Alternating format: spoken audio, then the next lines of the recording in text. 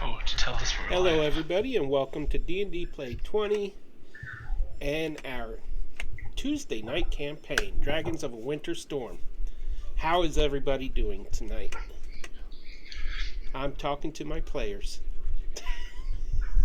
Good, I'm Pierre. back. How are you? Yay! Yeah, we have all of our friends back. Yay! Yay! And you remember to unmute? Yes. And audio is sounding clear. Yes, and I have a delicious. post that says unmute the stream. You've had that posted this whole time. I know. It's right next to the one that says rage. So, A needle everybody, pulling to the thread. viewers, we want to play some D&D with you. Well, with each other, and we want you to join in. Just watch us. Yeah, just watch us. If you want to participate, you can follow us and become a member of our Pantheon. You can subscribe to our channel if you wish to support us, and if you wish to add to the broadcast, spend your free Pantheon points on our players by clicking the little blue shield located at the bottom of the Twitch chat, and you can check your balance and buy certain benefits for our characters that could help them in game. Tonight we have advantages and a few other options. You can also buy advantage for me, the Dungeon Master, and just ignore the players if you like. They don't need help. Do y'all? See, they're not speaking up. They don't care. The help I need, I don't think anyone here is qualified to give, unfortunately. So, if you are new to our stream, I'm about to catch you up on the story thus far. So pull up your chair, take a sip of your drink, and lend me your ears. It started with a dream. Or was it a vision? Our characters only know that it came at different times in their lives, and yet they all shared the experience. Each of them were present as they fought cultists, kobolds, and yes, even dragons. The dream ended violently for all of them, and they each woke believing it was nothing more than that, a dream or a nightmare. Little did they know that the true nightmare lay in their futures. Yora, a young and impressionable tiefling, enjoyed life with her father and friends until a priest came to the town of Tandem's Wharf, and turned the population against them. Her father sacrificed himself so that Yora could escape into the night. Tearfully, she did just that. Her badly damaged wings managed to carry her over the sea of woes well into the next day, when she finally saw land, the island known as Turtle Wharf. Barely reaching its shores, she collapsed onto the sandy beach, right at the feet of Caius, a young turtle paladin in search of his destiny after a demon had murdered his family years before. Carrying the young tiefling to the village healers, Caius soon agreed to be her protector, and the two of them set out to the mainland of Eredor, where Yora hoped to find her friend, the elven monk named Sildana. But doing so was not so easy, for Sildana's home life had also been torn asunder, when she came home one day to find her entire family dead. There were but two clues: a strange amulet with the image of a dragon etched into it, and a list of names, most of which were crossed off, and at the bottom of the list was a scribbled message in her father's handwriting: "Beware, Janeth Vilkos." Sildana, after being taken in by Golven Colgar for a time, left her home in Milanador to improve her training, while seeking out this Janeth Vilkos in order to avenge her family. While circumstances seemed intent on keeping Yora and Sildana apart just a bit longer, there were other events happening across the tranquil sea, on the little-known Isle of Eagles, where a village of Firbolg lived a simple solitude life, away from the other races and cares of the world. Here, beneath a sky protected by giant eagles, lived Penbear, a Firbolg discovering a power within himself that he wished to reveal to a close friend. But his demonstration ended in disaster, as his magic summoned forth a fire elemental that attacked his village, nearly destroying it and his people. Ashamed that he had lost control, Penbear fled, exiling himself away from his people into the forests and mountains of the island. For several years he lived alone, until one day he came upon an infant giant eagle, whose mother had died, and the two became very close.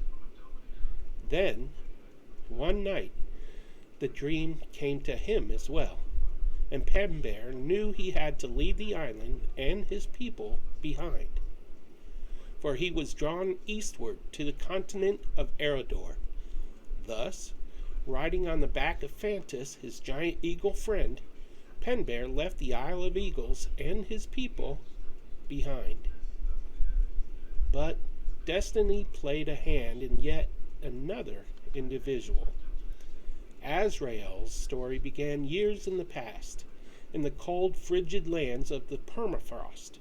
His celestial mother was not present in his life because she had duties elsewhere, but his father, Henrik, had raised him well to be a strong warrior, which were the ways of his people.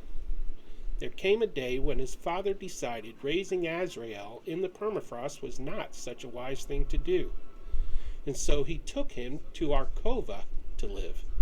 Arkova was a land of humans, but they hated all things magic. So Azrael learned to hide his growing celestial abilities. Upon reaching the age of 16, an angel named Azrael appeared before Azrael and asked him to join her battles against evil in her own plane.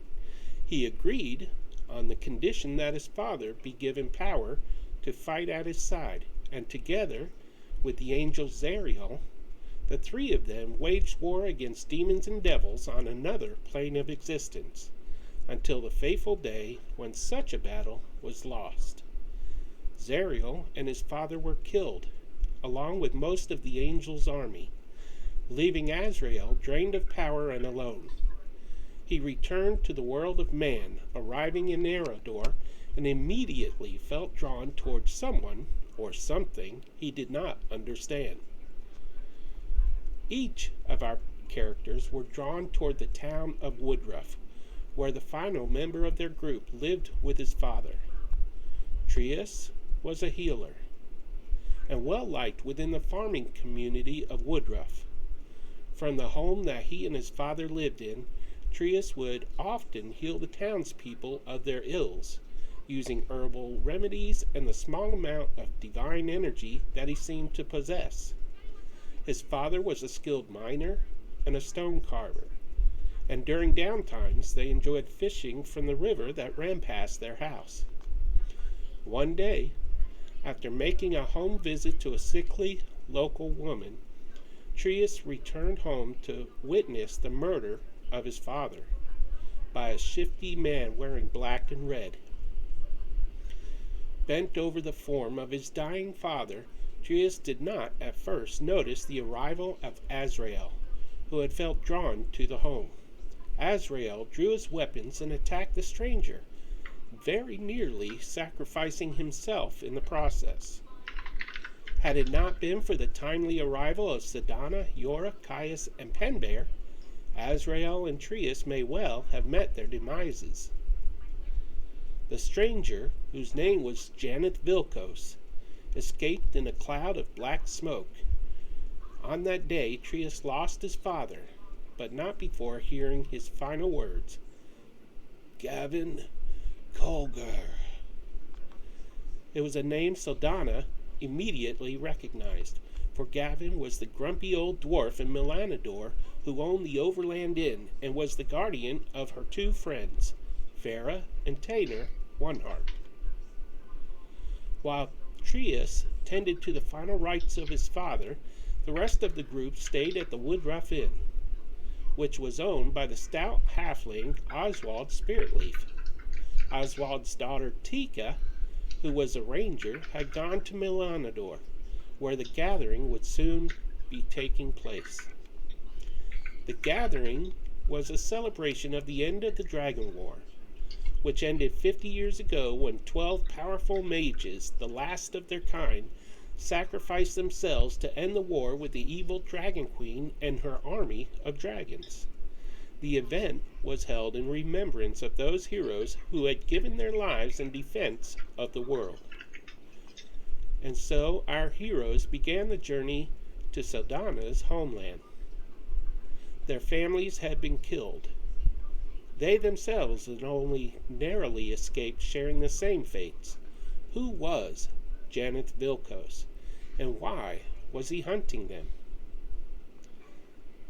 The journey was fraught with danger, but they eventually reached the elven city of Milanador, as a terrible blizzard encompassed the city. In the Overland Inn, they hoped to find warmth, rest, and answers. But those things would have to wait. Milanador had come under attack,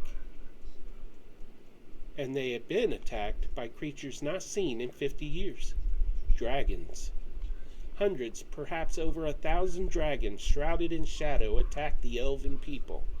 Having taken the form of humans, 2 such dragons attacked the elven king, who was in the Overland Inn at the time, and our party quickly came to his defense.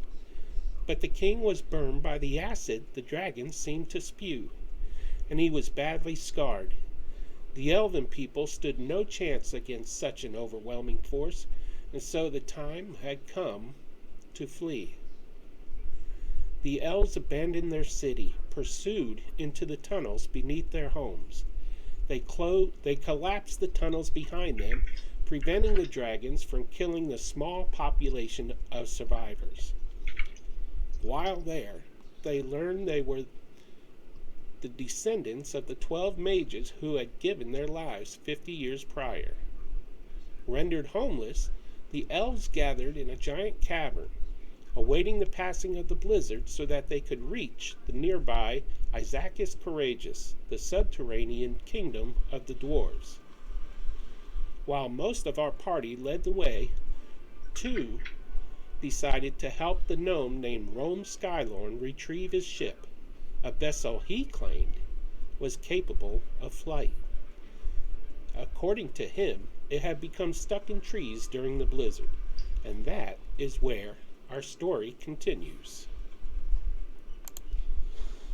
And now everybody is caught up, and my voice is already raspy.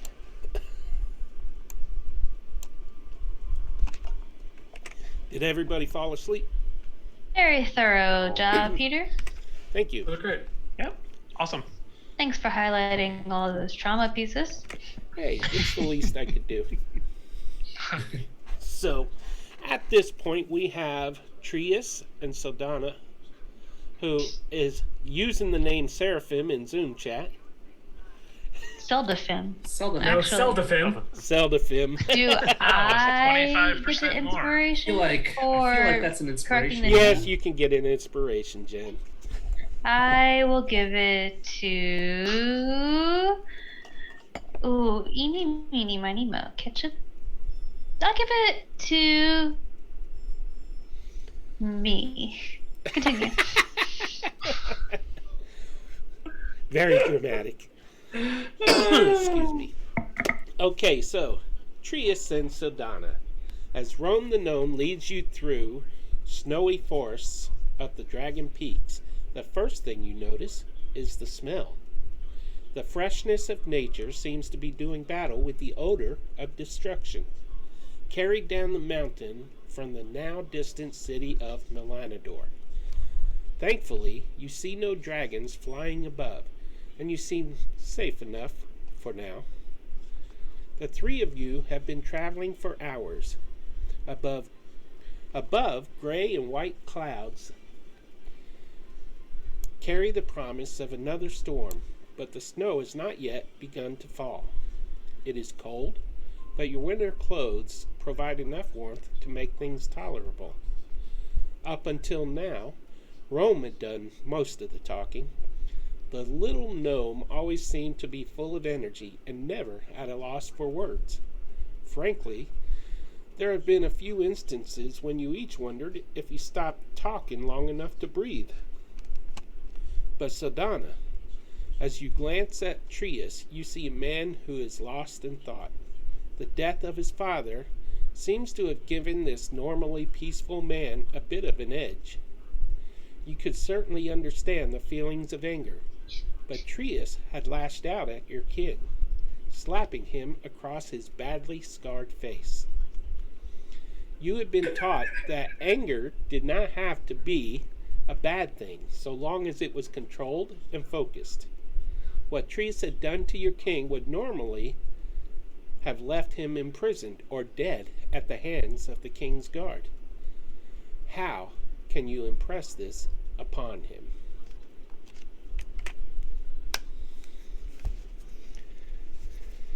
And there you go. How will you impress it upon him? See? So Saldana is understanding that everyone's on edge right now. And she can't exactly blame Trius for what he did. In the heat of the moment, Trius did something. Everyone makes mistakes, acts rashly. Saldana is far more often than others. But we'll see. Well, that was a short conversation.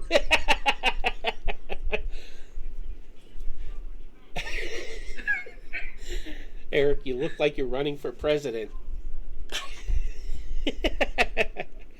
Trius, how do you feel about what you did to the king? Why'd you do it?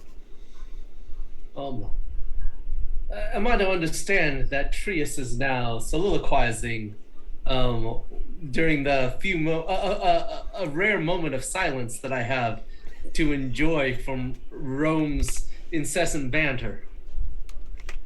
Yes, he seems to be breathing now.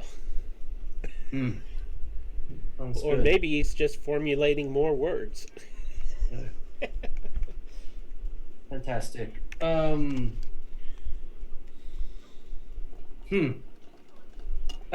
don't know that Trius would. I don't know that Trius would necessarily just start saying like how he feels. That feels a little on the nose. But I think what I can say is, Saldana, now that we have a moment to ourselves, I was wondering how you are doing. Well, in just a short time, I've had my parents killed, my village destroyed, and my people attacked. I don't think you want the answer to that question, my friend. Yeah, that is quite a bit. That's a lot to process at once. You said your village has been destroyed. I mean, we know that they've attacked the inn.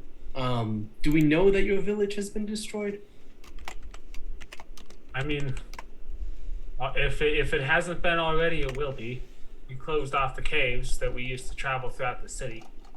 I don't think there's any intent on anyone going back at this point, so it might as well be. I see. Well, I'm glad that those that were at the inn, that were not brutally murdered, were able to make it out safely and alive. And I'm sorry for the loss of your friends who are not at the inn. As am I. I hope that the losses were minimal, but part of me knows that that's not the case. Well, your people know the mountains better than anyone. I think if there's a chance that any of them would have been able to make it away during that attack, it would be them. I hope so, but I'm afraid I don't share your positivity. Yeah, there's certainly been a lot of death and destruction recently. I part of me wonders if we are bringing that death and destruction in our wake, or whether it is happening. It is just happening to meet us and find us where we are as a matter of coincidence. I don't know if I believe in coincidences. Well, Not what's happened so far. Yeah, I think if that's the case, we should probably be very careful about where we go next. I feel that might be a bit of an understatement there, friend. Yeah, absolutely. First it was demon pig flying things, and then dragons. Right. It's almost as if the gods that wait, are there gods? I forget, Peter.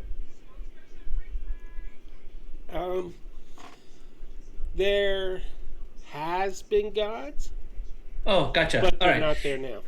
No worries. It's almost as if the gods that have long laid dormant have decided to wake up and that they hate us.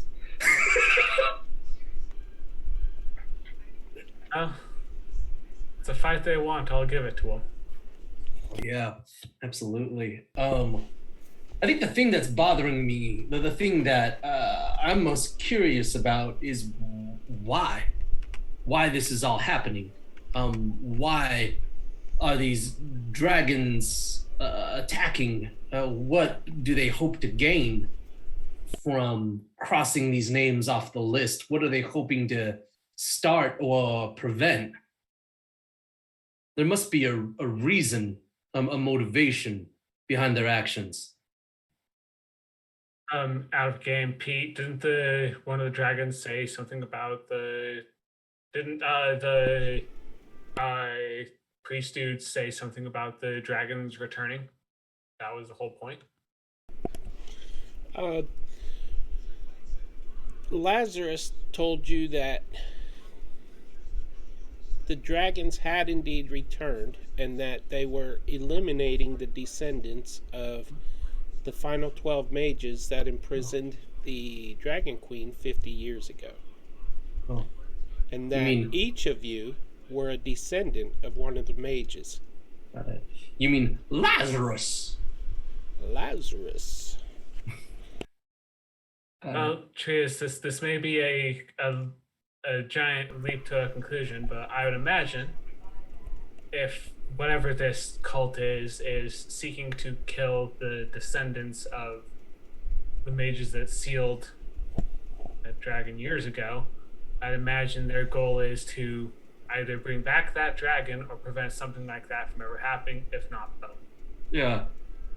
And Yeah. if the dragons that attacked were just a sign of things to come, I'd rather prevent that.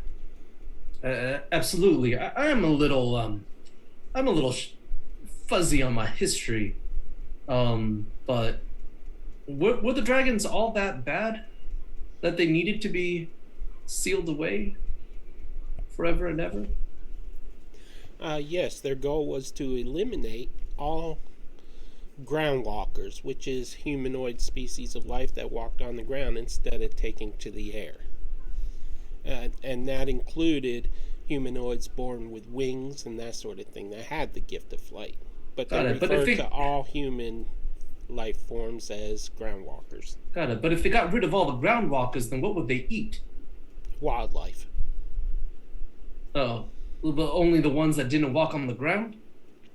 No, they weren't. They were after the humanoids that walked. Oh, the humanoids. I see. How interesting. I guess that kind of force doesn't sound like it can be. It's one that can be reasoned with. Yeah. In other words, if a species had the ability to form cohesive thought, it could work against them. So they would eliminate that species.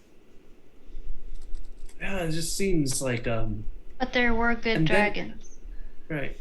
At one point, years before the Dragon War, there were good dragons, but they did not show up during the Dragon War. They disappeared a millennium ago at least 1,000 years in the past. No one has seen them Let's see. since. And my history is a bit fuzzy, but were all of these dragons aligned on that goal? The ones that were sealed away, or was there just one that was sealed away? Just a queen or a At the queen end of some of the sort? Dragon War, the mages cast a spell. The Dragon Queen, Amalindis, was too powerful for them to defeat fully. Got it. But Yeah. the spell was able to combine their life forces, their magic, Yeah. and the energy of a volcano to imprison the Dragon Queen inside the core of the volcano and seal Got it. her up in there. And then it sent a wave of destructive force that destroyed her army of dragons. Oh wow. So What was that? all of the dragons you see now are newly born into the world, and that's why they're different from the dragons of the past. Let's see. New dragon. Yeah, this doesn't sound good, and based on what I remember now of the history, it doesn't seem like we're going to be able to talk our way out of this one. And I'll be honest, I prefer new bears over new dragons. I do enjoy a good cuddle with a bear. Oh, I got it. Yeah.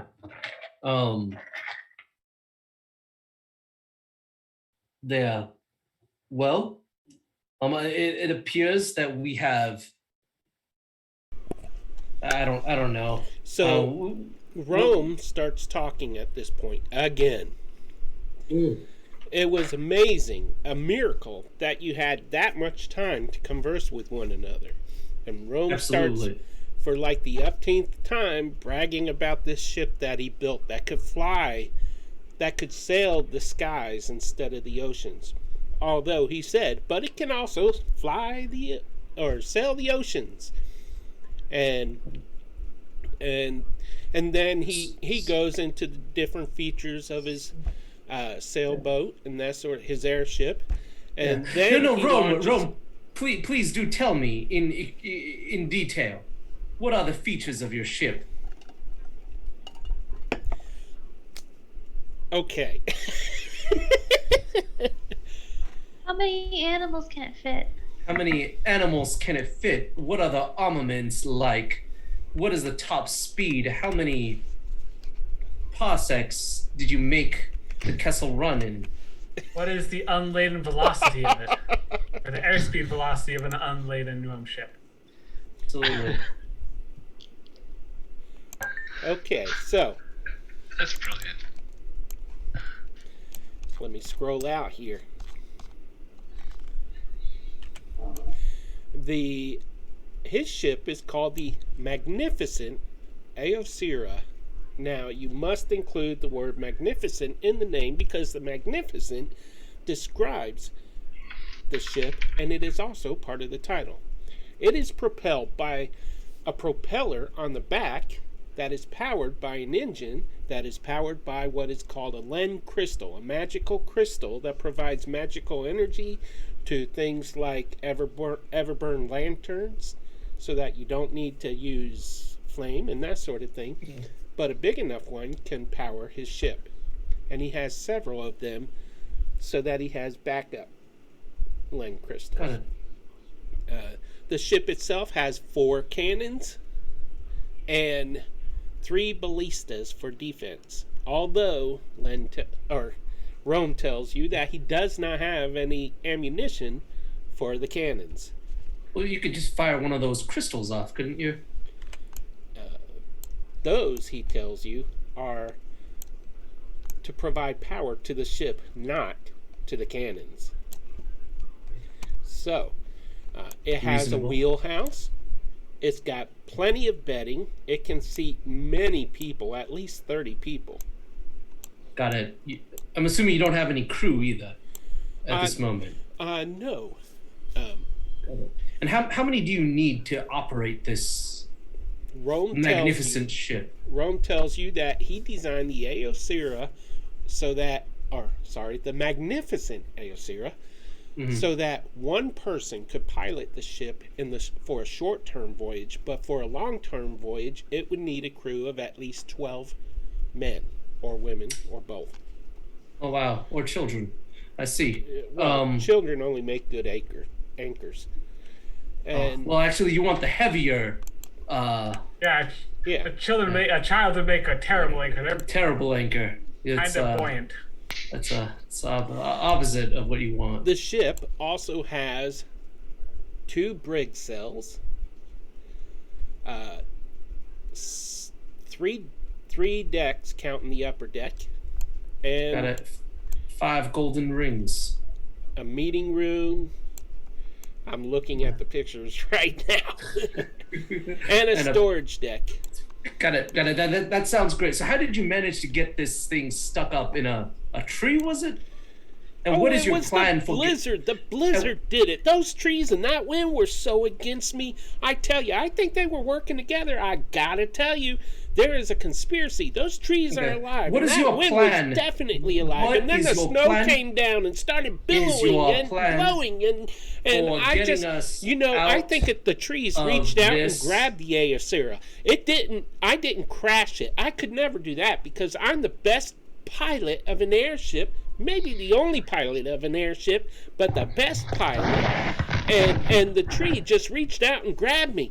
I believe the wind helped push me to the trees. That's what I think, Trius.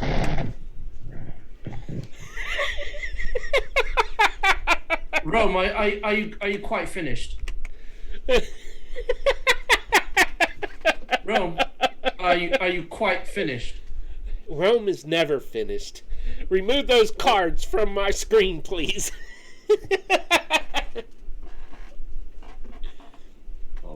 I don't have access to any cards, but I would love them. It had to be Dave.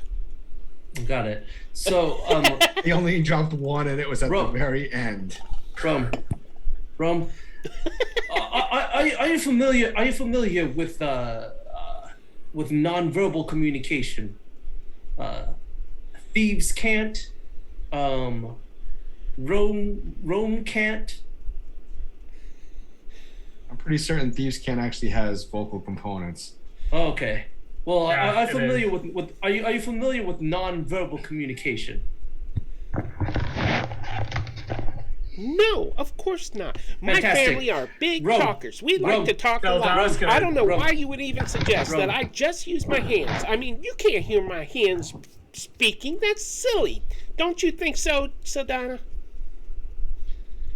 Not as silly as saying many words, but saying nothing. Absolutely. Exactly. So, Trius, get it right. You know you have to be clear, and you need to pronounce your words clearly so that people can understand everything that you're saying. And you can't just keep going on and on and on and on and on and on and on Yeah. with your words. You have to just be clear and be to the point, Trius. Rome, Sadana understands what I'm saying, don't you, Sadana? Sadana is a very wise woman. She knows how to talk. She keeps her words to a minimum, like me. Rome, this is my right index finger. When you see my right index finger, it means that you have 5 seconds to be quiet before I make you be quiet. Do you understand? I understand somebody is making art with This those stock is- cards. My right index finger, and when I show you my right index finger, that means you have 5 seconds to stop talking, or I will make you stop talking. Do you understand what I'm saying? Well, I wish you luck with that. Not even my parents were able to stop me from talking. I mean, I love to talk. You know, the only person in my family that talks more than me, talked more than me, was my Uncle Strep. You know, Strep, they called him Strep because his throat got sore because he talked so much. But that problem doesn't bother me because I like to talk. And you know, talking is being friendly. Trius reaches his hand back, and grabs his staff, and casts waves it at Rome with intent to hurt. He has had a very long day. He's just backhanded a king. And unfortunately, he has rolled a crit on this particular guiding bolt. So I'm gonna go on ahead and what does that mean? Max damage plus a roll? No, it means that I'm not going to allow it. Well, it's a 27 to hit. Yeah. Is his AC higher than 27? His AC is 50 at the moment because he's talking. Okay. Is it? No. Okay, it is. Let the viewers decide. Viewers, do you want him to be able to attack poor little Rome, the gnome Skylorn? I gave him 2 warnings. I asked him if he understood.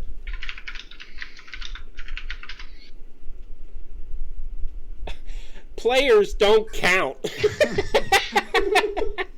Every player's saying attack. Yes. It's finally. Okay.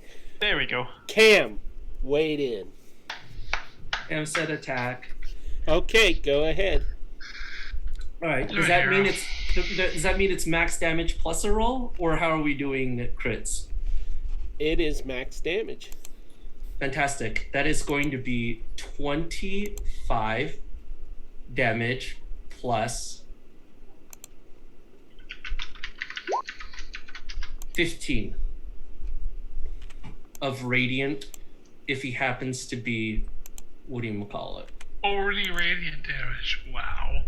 Dude, 25 plus 15. that's Is he just down? mean. I'm sorry, I haven't quite gotten a hold of how this all works. You just killed him. Did I? Is he dead, or is he just unconscious? Okay, he's unconscious, but dude, Fantastic. So that's 5 seconds. That was I counted 5, and I'm gonna go to Mississippi's. I will look at Rome in horror, and I'll say, "Oh no, Saldana, what have I done?"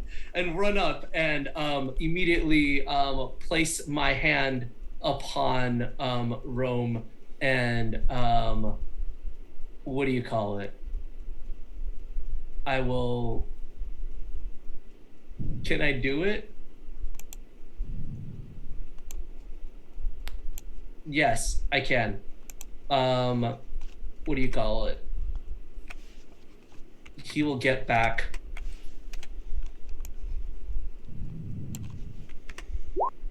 8 hit points. so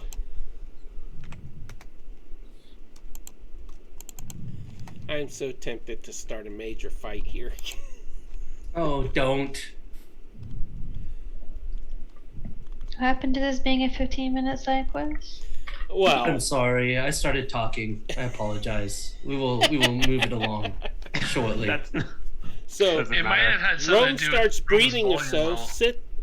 breathing a bit, and then he sits up and he says, "Happy birthday!" And he's back with You're only back. 8 hit points. And With he 8 hit says, points. "Well, that was certainly not pleasant. Let's go." And he leads you, and he says, "Look, there's my ship." Got it.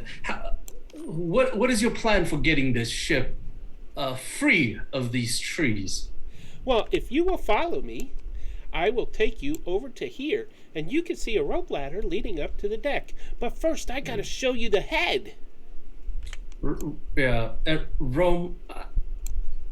I'm sorry for knocking you unconscious there. I didn't mean to do that. Well, that's I just- okay. People lose their temper. I find that some people lose Yeah. their patience around me, and that's not always a good thing. But sometimes it can lead to great friendship. So Donna's gonna look at Trius and just kind of like under her breath, "If you didn't, I would have." So before Rome- either of y'all can react, Rome takes off in this direction and says, "There it is! Come look! I thought that was Leaf when it flew and landed at my feet, but it wasn't. It was an elf's head." And Wait, there what? you see the head of an elf laying in the snow. That So Donna's gonna investigate it and see if it's anyone that she recognizes. Okay, you can roll investigation. I thought that was Elvis for a second. Thank you very much. Elvis. Hold up. Elphys. Hensley. 18. I'm kind of wishing I had named the character that now. 18, huh? This is So- Elvis Hensley.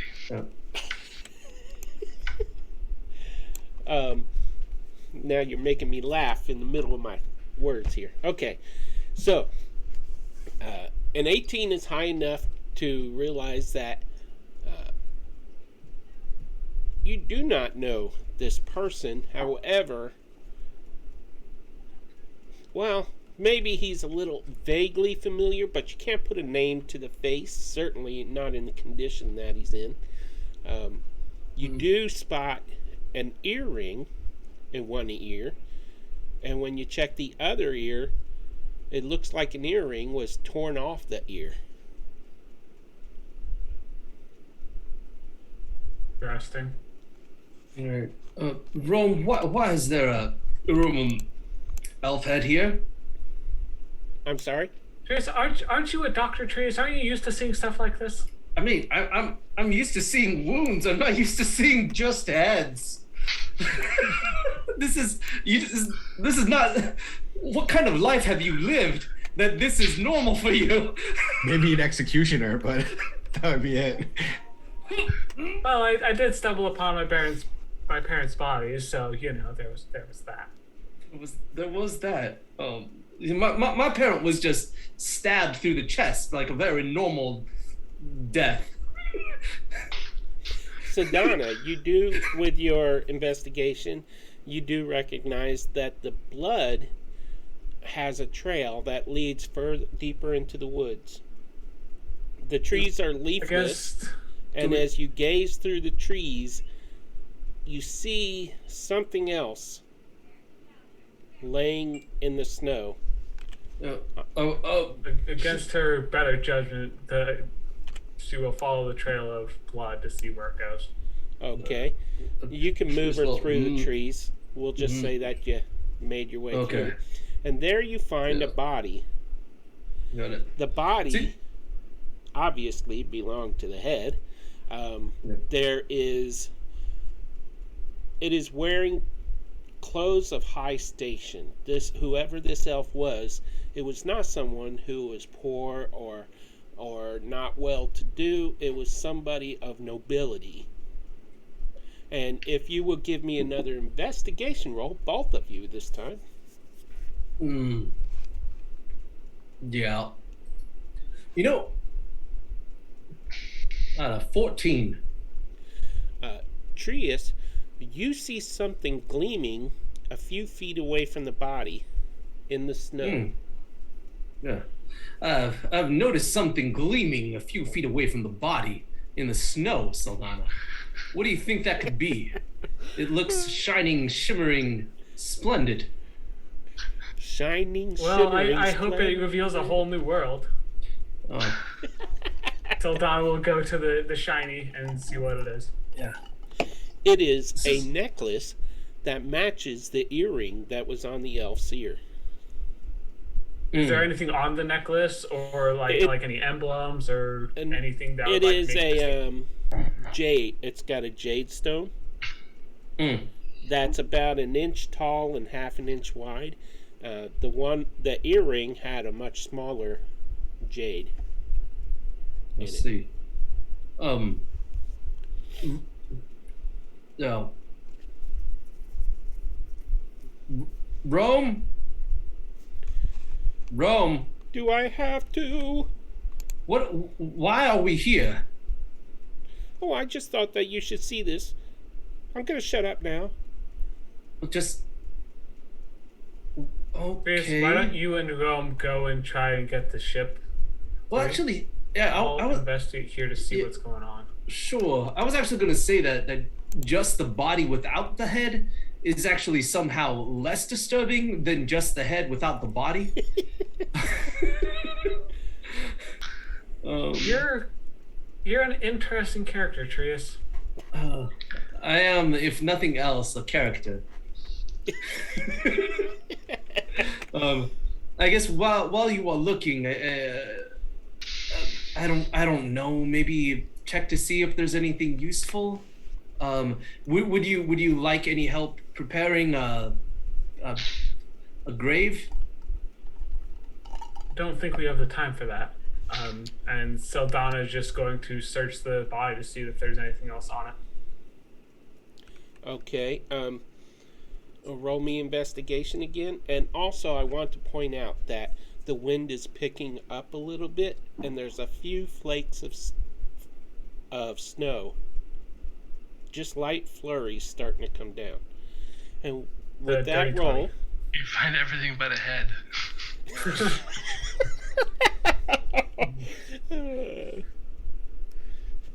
Okay. I won't say what thought was it just barely in my head, because, yeah. I'm trying to think of a good headless joke, but I can't think of anything. So, within the pocket, you find several gems and a note that says, "Beware,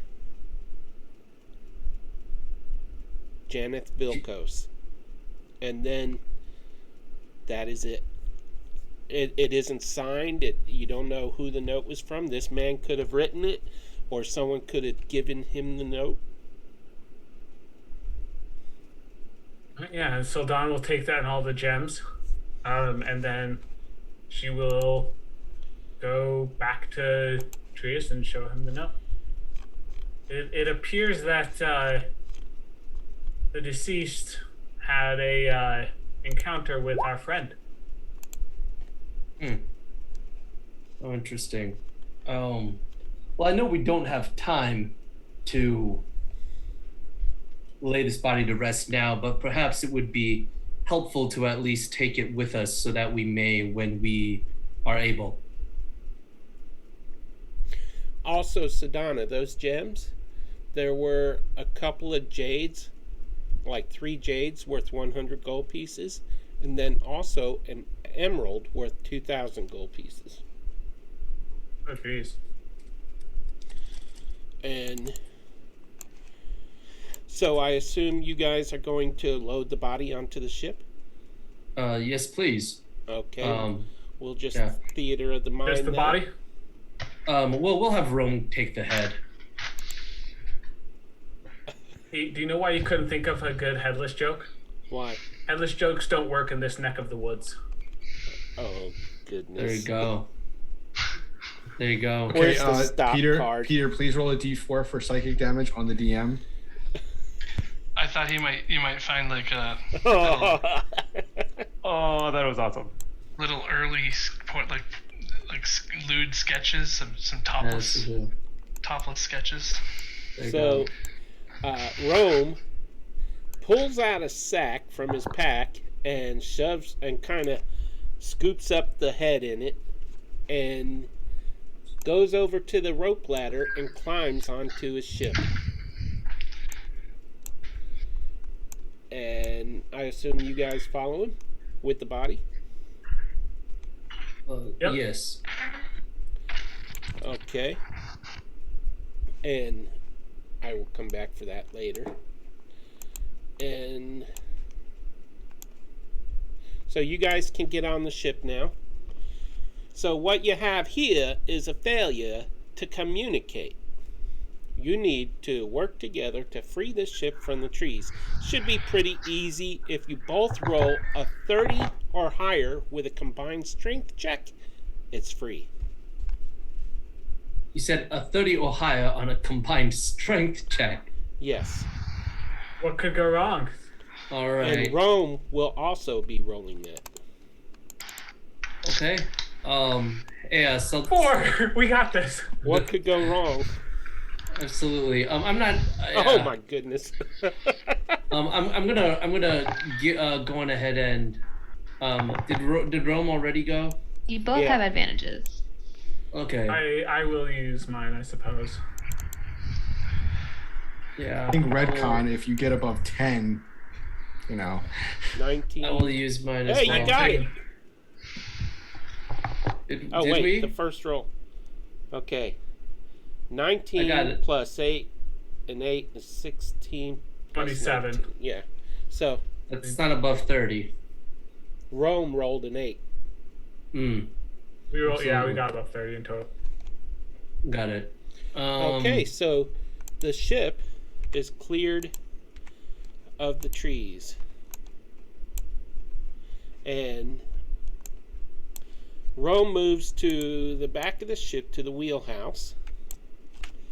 Starts working his levers on the ship. Taking a deep breath, he speaks to the ship and says, "Come on, Ao baby, you can do it." And the propellers slowly start to turn. And then the ship starts to shift. And you all take off toward Isaacus Courageous. Now you reach the Dwarven city. Rome knows of another entrance that allows for ships to enter the city. And it takes the three of you, let me find Isaacus Courageous again, to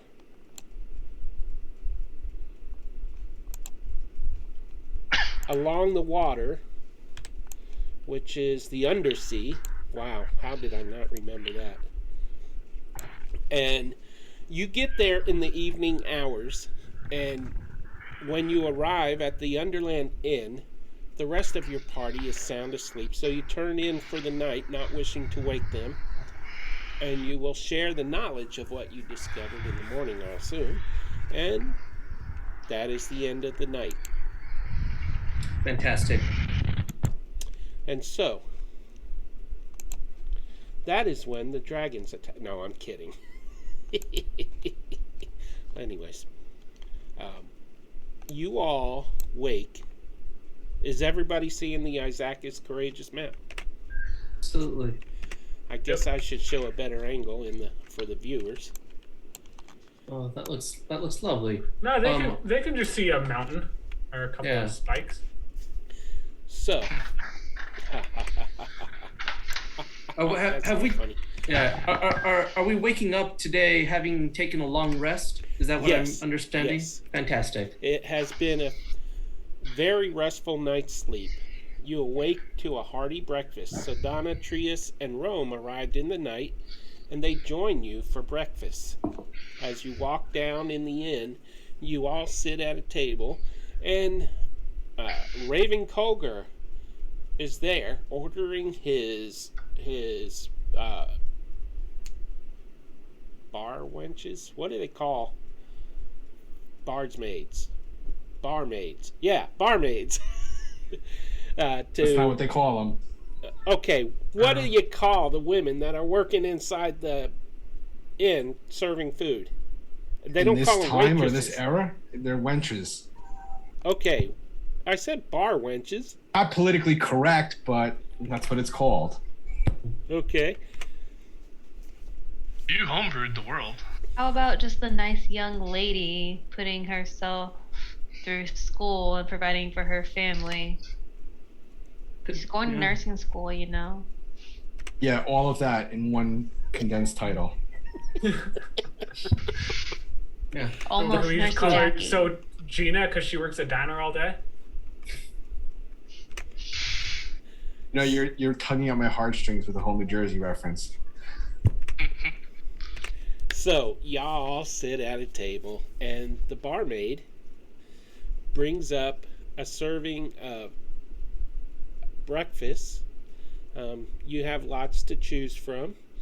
Avocado spread, blueberries, grapes, biscuits, maple syrup, apples, eggs, and grain pancakes. And Green pancakes or grain pancakes? grain. Grain. How I say many? multigrain. How many though?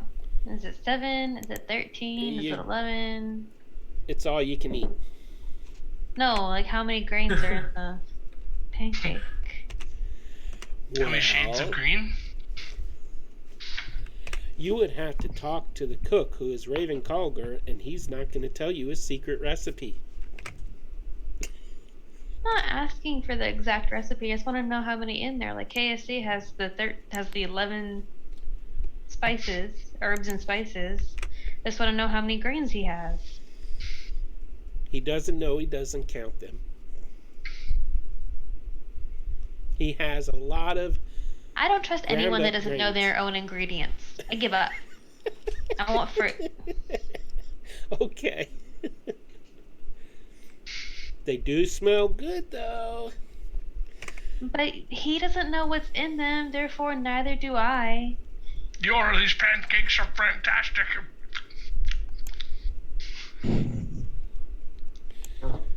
I'll take one with blueberries. How many? One with blueberries. One blueberry?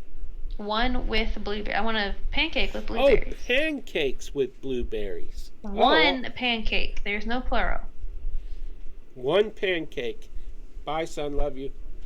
Aw. My son got fitted for his tux and stuff today for his wedding. Anyways, Aww. Nice. Congrats. My son was playing in the front yard. aw. Actually, I miss those days with this son. Anyways, so y'all are free to talk about what you would like to talk about, share your experiences, and as you sit around the table, what do you talk about?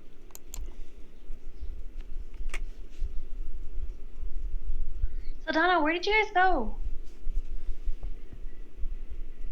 Well, with Rome, it felt like we went to hell and back, but you know.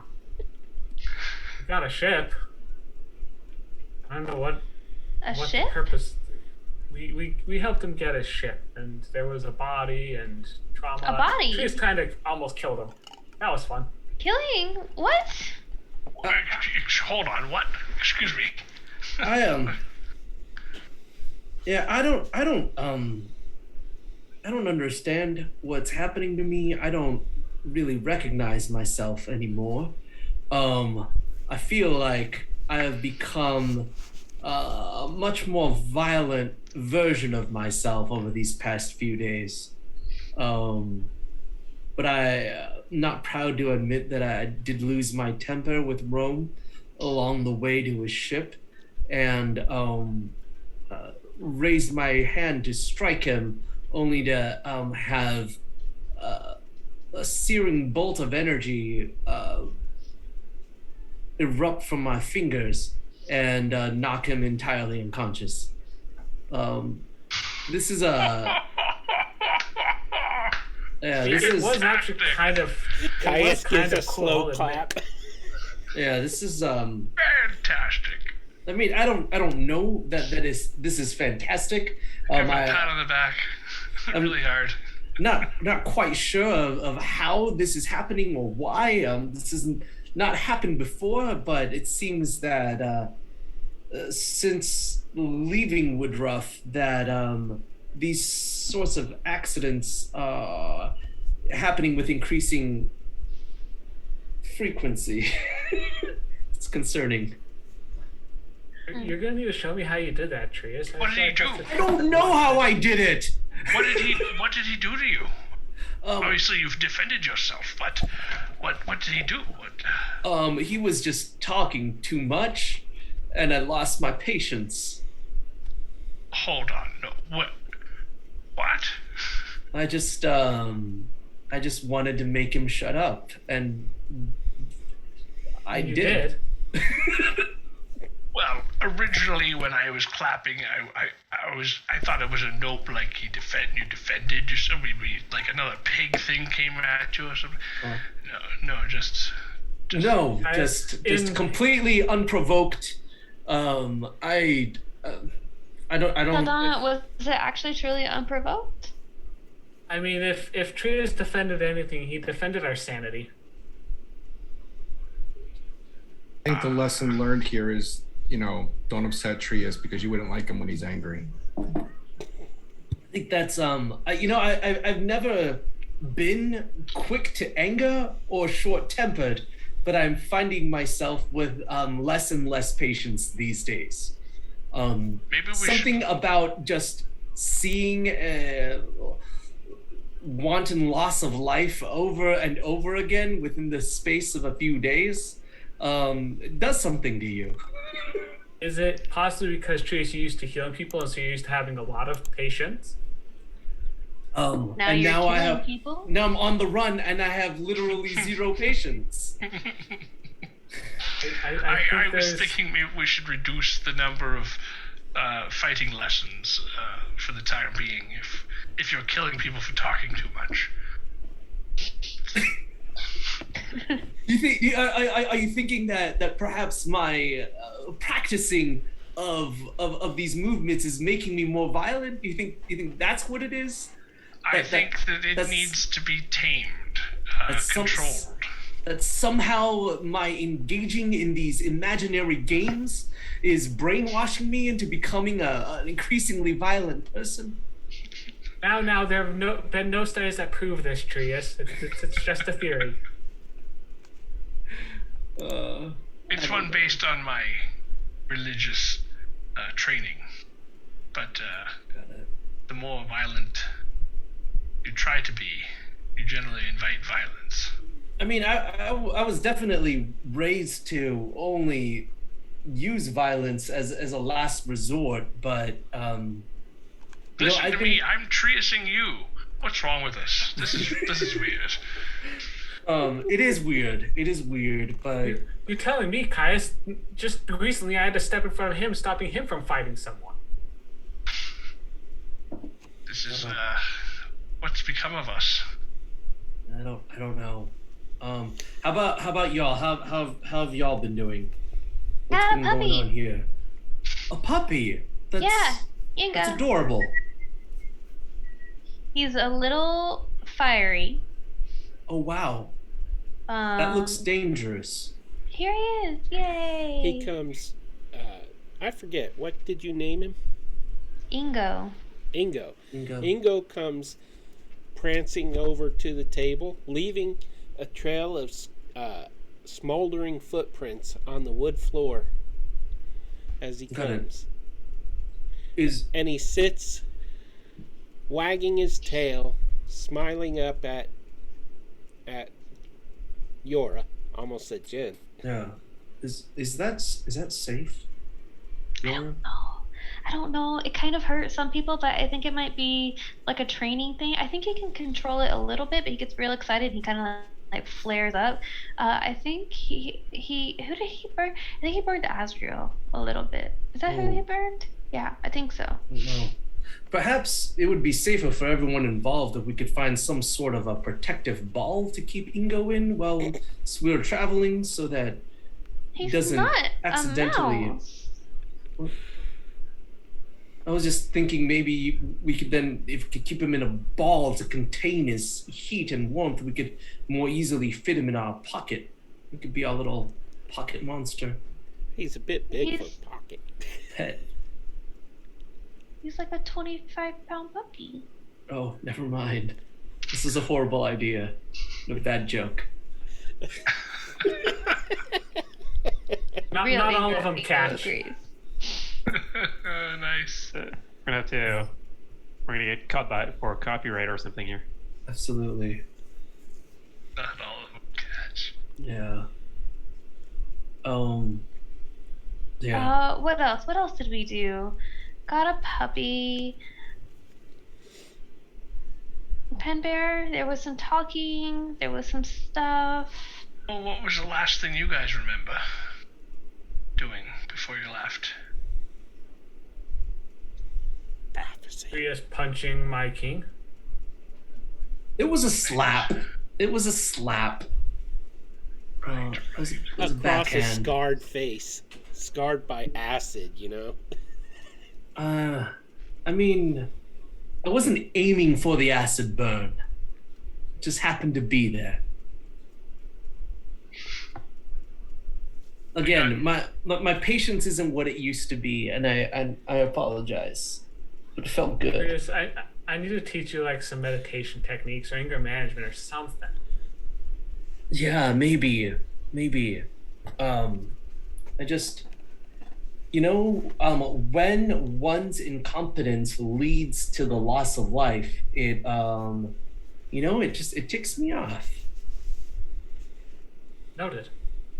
But you brought the gnome back, right? I'm gonna sit back on when Kill him. Trius says that. I'm gonna sit back on my chair, just like really trying to get away from that discussion. And right at that moment, you hear wood scraping across the floor. A stool seems to be sliding toward the table.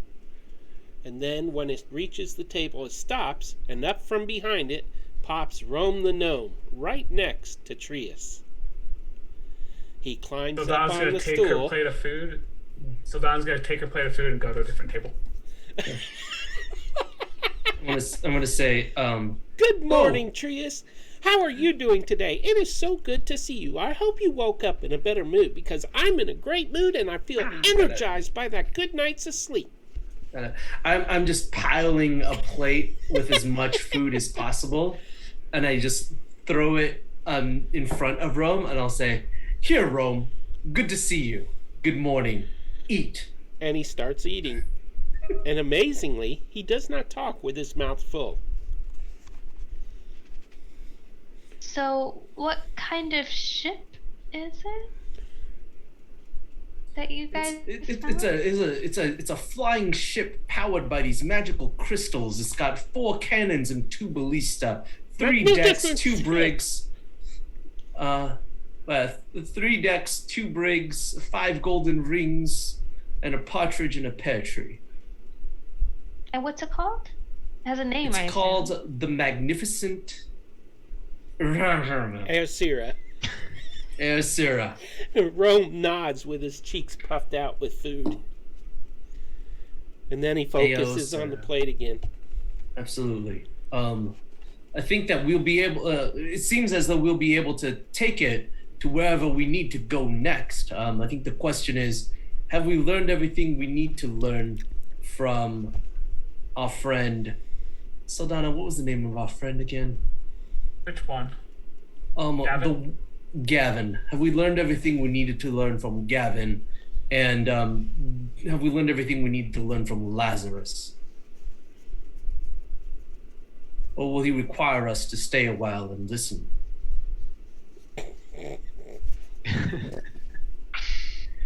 I did ask Gavin and whatever his brother's name is. Raven. Yes. But they didn't seem like they knew anything about that prophecy. Like anything that I showed them, they didn't know about it. And Lazarus is the same. Like, nobody seems to be able to help us. It's as if they knew about there being a prophecy, but not what it was. Right. So. Yeah, and then we just sat down and tried to figure out anything that might indicate where we might go next, but there's only one real obvious clue, and that's Eagle Island. I feel like we would. Wasn't Pemba, weren't you just at Eagle Island? A few months ago, yes, I think, Sure. Right? Yeah. Yes. Can't remember the timeline, but yeah, I think a few months ago. I'm sure there has to be a library or somebody here that would know, that could help us. Like maybe there's a place closer that we could go first. Right, I mean, maybe here, or maybe somewhere that is dwarves, this part of the prophecy, she pulls it up, about the, what is it? Where is that part? The Fire and Stone? Yeah, well, yeah, Fire and Stone is the domain of one. Fire, Stone feels like Earth, feels dwarvishy to me. I don't know. Firefall Mountain, maybe? Where's Firefall Mountain? Where's Firefall Mountain? Is that where we're at? No, it's a volcano on the. Oh. When you consult the world map that you have, you. Oh, right. Yeah.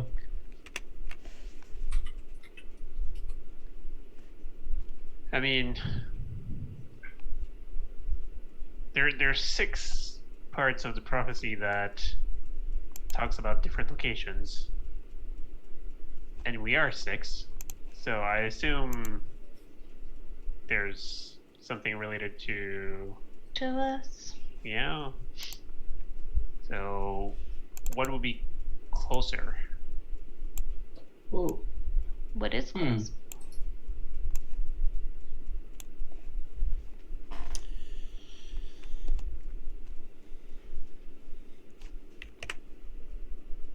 Are you waiting on me to answer that, or? Well, I'm just looking for the map right now. While they are thinking about it, I need you to think about something else. I need one of you to roll a 1d4. You can decide which member of your party is going to roll that. Cool. Is higher better or is lower better? I'm not answering that. Okay. Who? 3. 3? Okay. Now I need you all to roll a 1d100. All of us? Yeah. Oh, D100. Cool. 39. 18. D100, everybody? Okay. Yes. Yeah. 49. Trius, you may add a potion of gaseous form to your What? inventory. Of gaseous form? Yes. Why? Did someone pick it into my pocket? It is the subscription rewards. Oh, got it. Jen, you may add a 4th level spell scroll, your choice. Ooh. Wait, what? Wait, any spell? Any class? Any? Are there 4th level spells?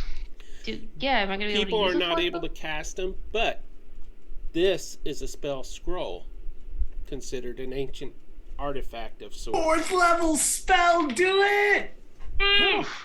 Wow. And it can be any 4th level spell of your class or any class. Faithful That Hound. Wow. sounds awesome. Don't choose too quick. You don't tell me what to do in my spell scroll. Could it be a lower level spell upcast as a 4th level spell? No, Scroll? it is a 4th level spell scroll. And Azrael, sounds- you get a potion of clairvoyance. Pen Bear, you get a potion of stone giant strength. Yeah. And then Caius, you get a potion of diminution. Yeah. Yes. I don't know what that is, but I don't either, but that was awesome. Sounds like it'd make you smaller. I think maybe it is. and then I need Yeah, you to roll that would make it D100s again. Wait, I didn't get my thing. I rolled an 8. Oh, you were an 8? Yeah. Oh, I'm sorry. You get a potion of superior healing. I'll take it. And just so Nice. you know, the 1d4 determined the table that we will be rolling on throughout the night for the subscription rewards. There are 2 more fun. rewards coming to each. So, Trius, you got Nice. a potion of diminution. I don't know how to say it. Nice. So Donna, you got a potion of stone giant strength. I believe it would be diminution. I don't know. Azrael, you got a potion of heroism. And we are missing Jen and To do what? Oh, another one? 94. 94. Ooh, that's up there. Eyes of minute seeing.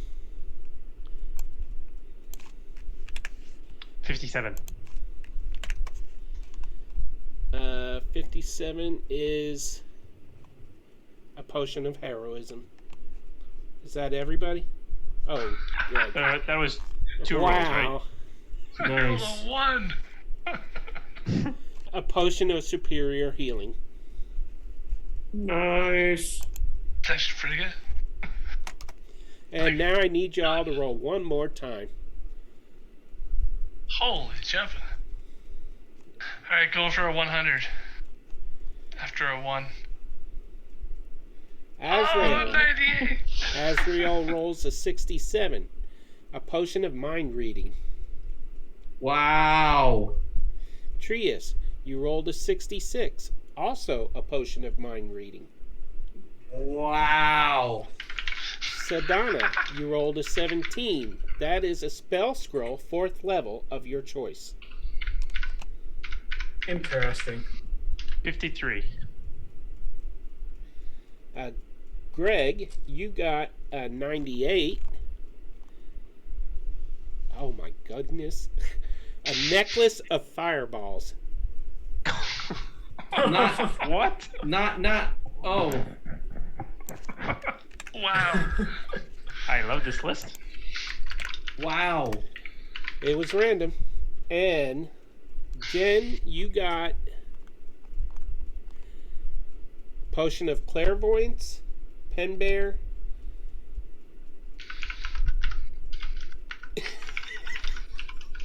I just saw Jen's comment. And pen bear, you got a 53, which is a potion of heroism. Jeez, So that a second necklace one. of, Okay. yeah. Necklace of fireballs. Wow. That is pretty crazy. Yeah. Level 4 spells, man. That's like polymorph, wall of fire, banishment. Asthma Killer, Faithful Hound. Yeah, don't get. Yeah, there's A Yeah. lot of great ones there. Yeah. Conjure Minor Greater invisibility. Elementals. Greater invisibility. I need to roll a d6. 4. So it has 7 beads hanging from it. Okay, geez. An odd noted number that. of balls.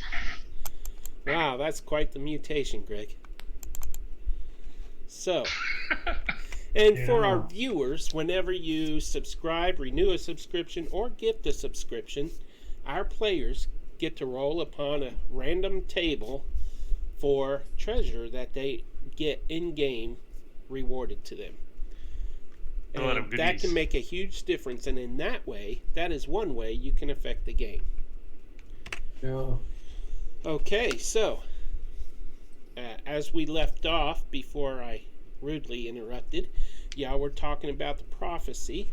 Would someone like to read that prophecy out loud so that the viewers can hear it? Or would you rather I read it? No. No. So what I'm wondering is whether we need to go to these places or whether we are from these places. I think In character?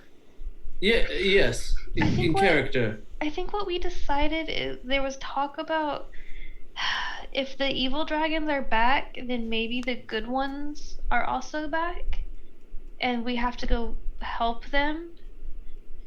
I don't remember how we came to that conclusion. Well, there's this one part in here that says champions are needed to seek and serve the gods born anew. Found in prophecy's embrace, even as Amarlindis does pursue. So this Amarlindis is Is the apparently evil dragon coming, thing. and we are, well, apparently we are champions that are needed to seek and serve these gods born anew. And Lazarus did indeed reveal to you all that you were each a descendant of one of the 12 mages, and that prophecy requires the 6 of you to You know what would be among really those- cool? It would be really cool to know who I was descended from, but both my parents are dead. Right. Well, it says Did you 12. just light a lighter Yeah. in memory of them? Yeah. That's like so- a great meme. Yeah, so I'm looking at this 12 spring forth bound by blood and fate. Yes. Would it be a stretch to assume that we need another 6 of us? And we've got the other 2, right? Well, So I guess we're 6 champions, and there's 6 locations, so we'll have to go and wake up something. Or I put will something tell there? you that Farah and Tainer One Heart were descendant from 2 of the mages. Right. So do we need to gather all the remaining descendants? Is that what we need to do? Potentially. We've got Where would we 8 find now. them? I think the dream things that you guys were talking. We all had dreams, and I think these dreams somehow brought us together, Yeah. so that we could, like, I don't know, where would the other half of this group be? I don't know. Have a similar dream? Have we asked Tainer and if they have had strange dreams recently? Or are they dead? No, they're No, here. Tainer, they're Saldana's Oh no, not them, but the the rest Oh, of the people. others. Oh, yeah. Because if it's like it starts out, they're too late. So, Yeah. I mean, too late could mean a lot of things, but one of them would be. You do know that Lazarus told you that the black dragons were hunting the descendants and the brothers of the Brotherhood of Prophecy. And where's that list, Saldana? Trius, who? Hey. What's going on with Ingo? That was random. No, the naughty Lily, naughty. Anyway. That was really random. Possum bit me. The possum bit you. That's awesome. Yeah, she's in the bag. She Sneak bit attack. me. Oh, okay. We couldn't Sneak see the attack. bag, so you were looking straight down at your lap. So, All right. you know that The list. Where's the list that has the crossed out people? This list, and Saldana will pull it out from her pack. And how many people are left on that list that aren't crossed off? You, each of you is not me. crossed off. You are each on the list. Are the other people or Farah that's and Tainer Wenhart are not crossed off. but they're on there? Yeah. Are there 4 other names that are not crossed off? There is one faded name, but it's faded too much to really read it. And Sass's name is on there. Sass's name is At the on bottom of the list. list is scribbled in the handwriting of Sadana's father, "Beware Janeth Vilkos." All right. So, should we maybe look for this Janice? Now that we're all together, and I mean, Is this the guy that almost killed us Yeah, they're one of the same. last month? that was like a month ago. Yeah. I mean, don't get me wrong. I would love nothing more than to kill him. So But something tells me that there are more important things. I'm still not too good with a sword. But I'm just saying, do you think we could like ask them questions? Figure I out. don't think he's the type to tell us anything. Well, maybe I have a who knew handy dandy scroll that might help. You don't say. Potentially, it just showed up in my box, and I haven't been able to figure out what kind of spell it is. But maybe it's for some. Maybe it's something that could be. Caius is listening to you and like moving a necklace around in his hand. Caius, what is that? Little marbles. Little marbles. It looks like a Is tropical. it Christmas? Did we miss Christmas? Is today Christmas and we didn't even know? They're little balls of like, looks like marbles filled with fire. Just like moving around like a seashell necklace. Speaking of Christmas, I was thinking about getting a Santa hat today. Anyways, right at that moment, you all hear severe coughing and gagging coming from where the stairs come down from the upper floor, and Lazarus comes into view. Once more, he is coughing into his white handkerchief. This one seems new. And he hesitates, holding himself steady on the railing, and then he continues down and walks over to a table to sit and have breakfast.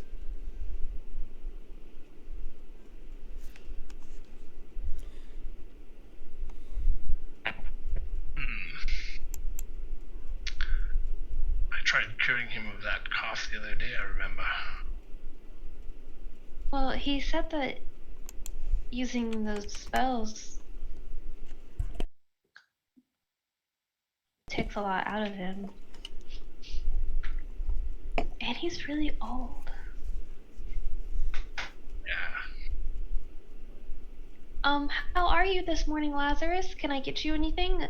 Tea or a wheat germ muffin or some Activia? I don't know. Maybe a light? And sure. Good morning. How are you, fair Yora? Well, decent. It seems that we've all been gifted things in our sleepover night, which is fantastic, and we're just trying to figure out where to go next and trying to figure out, prophecy, because it's intentionally elusive language and incredibly frustrating. But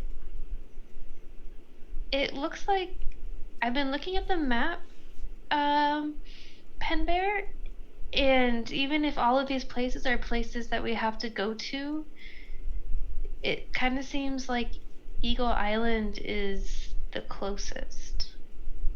If it is all indeed like places that we have to go that we're all from. Yes, indeed. This is so. He looks at the map and he looks at the prophecy that you copied down because he can't read the actual book. And he kind of rubs his chin and says, this part about the water, I wonder if that is referring to the Maelstrom. The Maelstrom? What is that? Great tell, what is the Maelstrom? There is, as soon as I minimize some windows, in the savage expanse, far on the other side of the world, is an area of that sea called the Maelstrom. I've never seen it myself, but I believe there are rumors that there is a kingdom beneath the Maelstrom. But it also carries great dangers. Sea monsters, as I've heard. Well, good thing that we have a flying ship that we can just fly over sea monsters. Sounds tasty. Ah, but does your ship go beneath the waves? I don't know. Rome? Tria? Saldana? Does it go underneath the waves? No. I don't believe so. It cannot go under the sea. Love you naughty butthead. Come to think of it, Okay. this part here about, well, let me find it. Fire. Oh, here it is. Fire and stone is the domain of one. His wrath burns brighter than the blazing sun. I wonder. Amalindez was imprisoned within Firefall Mountain. Yeah. If she has indeed awoken, which seems to be the case, perhaps so has the volcano there. And if it is awakened, then perhaps that is where you will find this domain of one. And the one, of course, must be one of the dragons. Are there any questions you would like to ask me? Perhaps I can clarify a few things. It appears that each of these locations is tied to an area of great power and significance within the world. I have not ventured very far beyond Woodruff, and so I'm not very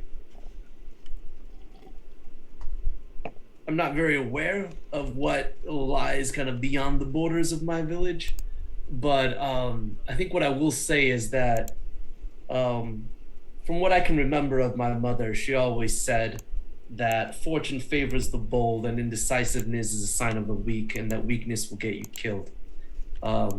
I suggest we pick a direction and move with haste. Every moment we spend here is a moment with a larger target on our backs. And I think that the sooner we can get moving, the more likely we are to stay alive. So, how do we choose at random, letting fate decide for us? Is there any way we can figure out to have some kind of choice made for us without us choosing what it is exactly? Some kind of A randomization? multiple choices to make here.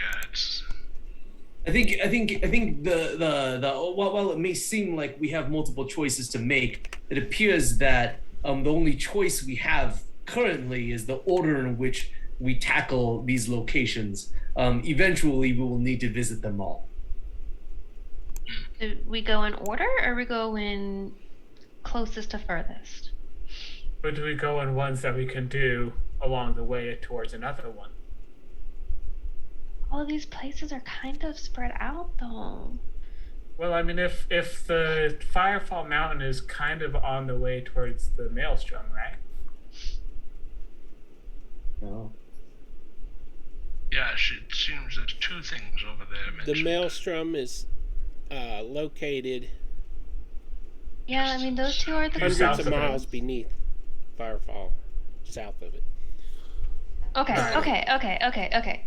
So Okay. we are in Melanidor. Okay, so we can make almost a circle. So we start here in Melanidor, and then we can go to Firefall Mountain, and then the Maelstrom, and then Permafrost, and then Turtle Wharf, and then Isle of the Eagles. Who are we missing? Which one of that is missing?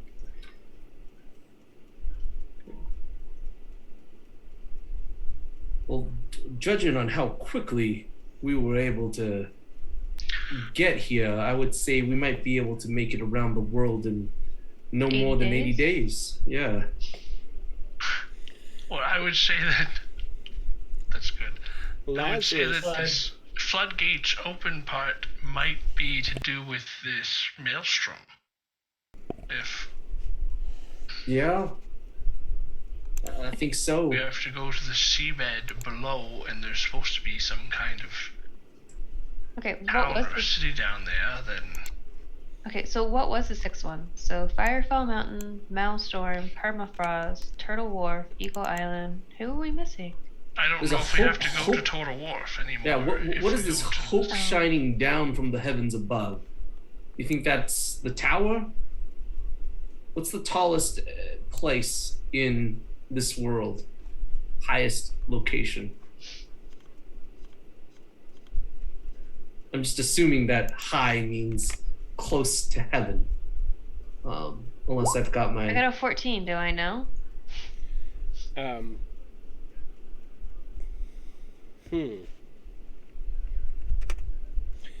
The only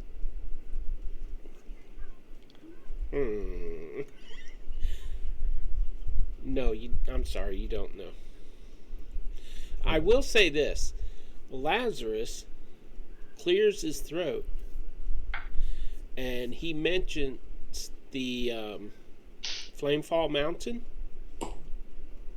and he Firefall says, Mountain?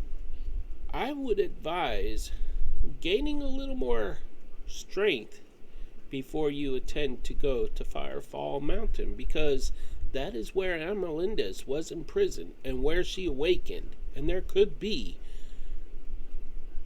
a dragon's nest near the mountain, or perhaps just a population of dragons. So then we go counterclockwise, and we Should still we go to leave that Ireland. one till later then? Yes. I don't know if I like the idea. And You know, it would have been also- helpful if the map creator actually put like color codings for levels that were appropriate. You know, like green, like it's okay. You know, yellow, a little scarier. Red, oh my god. Absolutely. Black. Skull. You could use those cards. Yeah. So you all, we're thinking counterclockwise. Pembe, how do you feel about going home? He doesn't want to. Sorry, Pember. No, you're right. If we need, we can go. I would just much prefer to avoid going back home. Yeah, But we don't want whatever's following us to follow us back to your home. I agree. Okay, so what's next? Well, I think we can go there and just like stay away from the village. Is it big enough to do all that? Yes. Pember? Oh, sorry. If what? Sorry. It's Yeah. shaped like a bird. Yeah, would Right, it be, the island is big enough to stay away from your village, right? Yeah, it should be. Although, yeah, we could try and just go to the temple. Plus, you know that you lived in the mountains, so there are mountains and forests and stuff. Mhm. It's a pretty big island. And at know. that moment, someone comes into the inn. It is Philip Lehane, one of the guardsmen that works with Captain Farnett, who was the close friend and protector of the king. The leader of the palace guard, if you recall. Philip walks over to the bar and speaks to Raven. Raven stiffens, takes off his apron, and walks out of the inn. And then, as Philip turns to leave, he looks at the six of you and at Lazarus, and then he approaches and says, "I believe you need to come to the palace. Something has happened." has the king passed? Trius, what did you do? I thought you just hit him. It was the slap. Give him a concussion. He says, "You are correct. But he did not pass. He was murdered in the night, Trius, what did you along do? with several of his guards. Come. No. I believe the princess would like all of you there." I'm gonna need some small better than Gavin's chocolate stuff. Because that's some terrible news. Yeah. Why us? Because you all were protectors. You fought to protect her and her father and the people of Melanador. And I believe that your destinies are tied together with Lazarus and with Tanner One Heart and Pharaoh One Heart, who are already at the palace with Gavin. Got it. I'm gonna just for fun roll an insight check. Because Trius does not feel like going to the palace after the king has been murdered is a great idea. I rolled a 6. Have advantage. If you are Okay. so interested in using it. Sure. I'll go again. Nope. I rolled a 12. With a 12, you can see that Philip is certainly disturbed. Got it. He's angry. Yeah. Perhaps at himself, because he was one of the king's protectors. Absolutely. All right. But I don't feel like he's trying to get me to the palace so that I may face some sort of punishment. No. I don't feel like he's suspicious of me. No. I'll go. Let's go. And again, to be clear, this is the king Philip of the pauses. elves, right? The king of the elves is who Oh, died. is it? Yep. Okay. I should have clarified that. Yeah, because I'm really confused right now. Philip places his hand on Sadana's shoulder and says, "Brace yourself, my friend. It is not going to be easy to look at." And then he turns and he walks out of the inn. And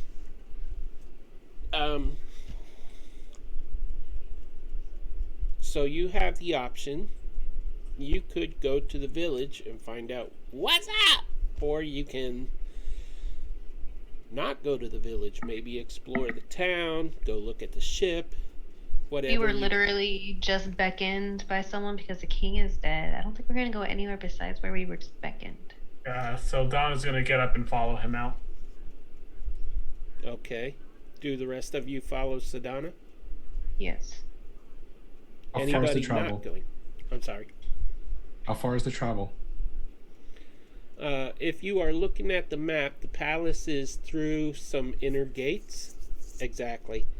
Only 30 feet? No. Yeah, 30 feet away. It's a little bit Oh. further than that. It'll take about 20 minutes to get there. Not far. Okay. Oh, Okay, so you all follow Philip back to the palace, and he leads you into the palace past many guards. They're all over all the floors, checking the rooms, trying to find who could have killed the king. Philip explains on the way that he was off duty at the time, as was Captain Farnat, and there were several elven guards on duty, all three of which are now dead. He feels as though he should have been on guard, but his own captain had told him he needed to rest because they didn't know what would come next. And so he leads you up the first floor of the palace, then the second floor, and then to the royal, let's call it penthouse. And you come up the stairs right about where I'm pinging. Can you see that? Bing. Shift ping? Yep. Yeah, it's just down here. Okay. And what you see are, well, this is a large chamber, central chamber that has plenty of plants, very... There's nothing on the stream.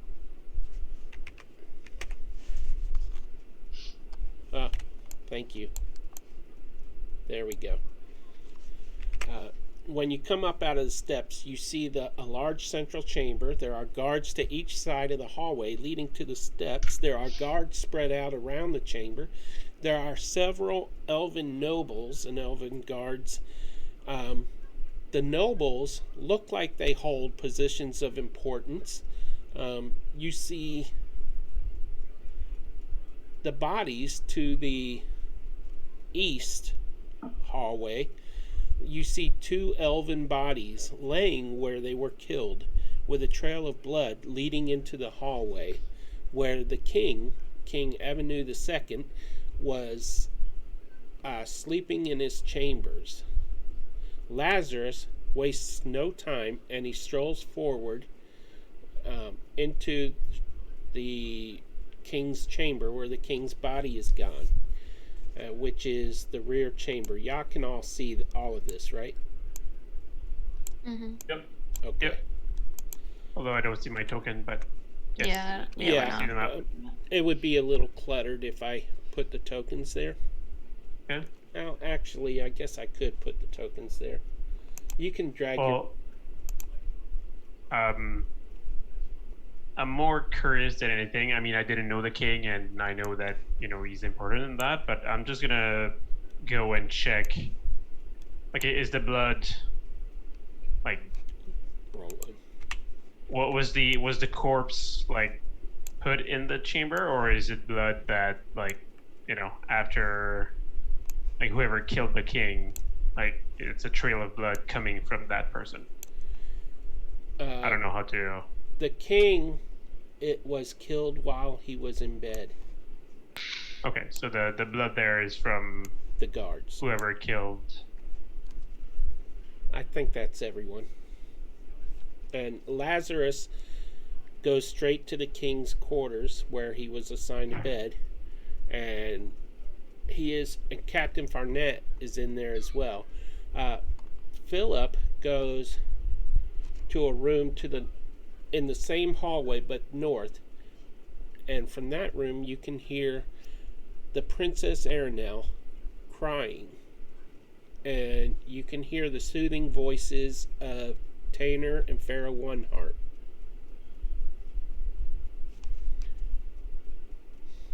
Coming from that room with her. And So Eldana will go to the room with the king's body and try and investigate it to see if she can figure out, help Captain Farnett figure out what happened. Or okay. if the killer's left any kind of a trace or anything.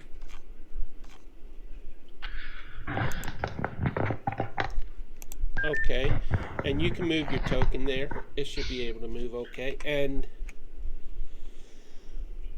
maybe I'll join you, Saldana. Oh boy, I'm stepping in. Oh jeez. Oh wow, no. Oh, so inconsiderate. there is a body outside, a guard's body outside the king's quarters. Yeah, I'm gonna I guess look around, see if there's anything that was left or any footprints or anything. Okay, there are. Oh wow. There is find nothing. You have advantages. Oh, okay. Thank you, whoever gave me the advantage. You're welcome. Meh. Oh, That's okay. Except that's a stealth. Oh, that's stealth. Wow. Pinbear disappears You're such a from master. sight. You can investigate brain He's is not investigating working so today. hard. A 2. Brain is not working at all. Oh, a 2. Woo. Wow. So I clearly don't see anything. Look at the bright side. You doubled your first roll. Yay. So, I will say this. The rest of you who have not gone to the king's quarters, you see that the Elven nobles sitting around the fountain, they're anxious. They're clearly upset. One of them is pacing impatiently, and he's he turns to a guard and he says, "We must see the princess immediately. This cannot wait." Are those counselors of the Elven King or the Dwarves? Yes, there were 12 counselors to begin with. These are Okay. all that's left after the invasion of Melanador. These are the surviving council members. I'll take a moment to observe them. So I don't know if you want me to roll insight but I want to know if there's anybody that would, yes, they're all anxious or anything, but are they anxious because they're afraid or, you can roll insight, and I will tell you. I just want to know what exactly is 23. Oh, okay. Which one do you look at first? I want to take time to observe all of them. So if you want me to roll 5 times or whatever, I'll do it. But yeah, I want to know basically why they're pacing and Are they afraid? They're Okay, afraid of what exactly? they are. Each one has his or her own personality, of course. Gregory, he is you can tell by looking at him, he's a very demanding person. He refuses to sit down, even though it looks like he is sitting down, and he keeps casting looks at the hallway where the king was killed, leading to the princess quarters. The girl with the dark hair next to him has an expression of concern upon her face. Her eyes are red, almost bloodshot, as though she has been crying excessively. She's shaking a little bit. She's in disbelief that the king is dead. Just south of her is Counselor Mersoni. He sits with his head bowed, but barely glancing at his face, you can tell he's got an expression of concern for his people, for the princess, for the world, maybe. Directly south of the fountain is Counselor Zanithos. He's a very dark and mysterious man. He's wearing robes, very fashionable robes, but he clearly looks like a practitioner of magic of some sort. Although he does not have much power, because hardly anyone does in this world right now. And then there is Counselor Lalani, which is on the right side of the fountain. She looks like a very prim and proper lady, very inexperienced. She looks around, shaking her head, as though she is silently judging everybody present for their appearance. She's very high and mighty, but she tries to come off friendly to everybody, but she just as soon gossip about them behind their backs. And then, of course, the person sitting next to her is Counselor Renkin. He looks angry. He is like seethingly angry at what has happened to his people. And this is a young counselor who he is lean. He looks strong, not super strong, but capable. And he clearly is wanting to kill whoever has killed his king. And so Donna went back in the king's room. I'll get to that. Caius is there. Lazarus is there. Trius, I'm sorry. We'll get to the room in a second. Sure. Trius, what are you doing? Trius is standing in the corner, trying not to draw too much attention to himself. He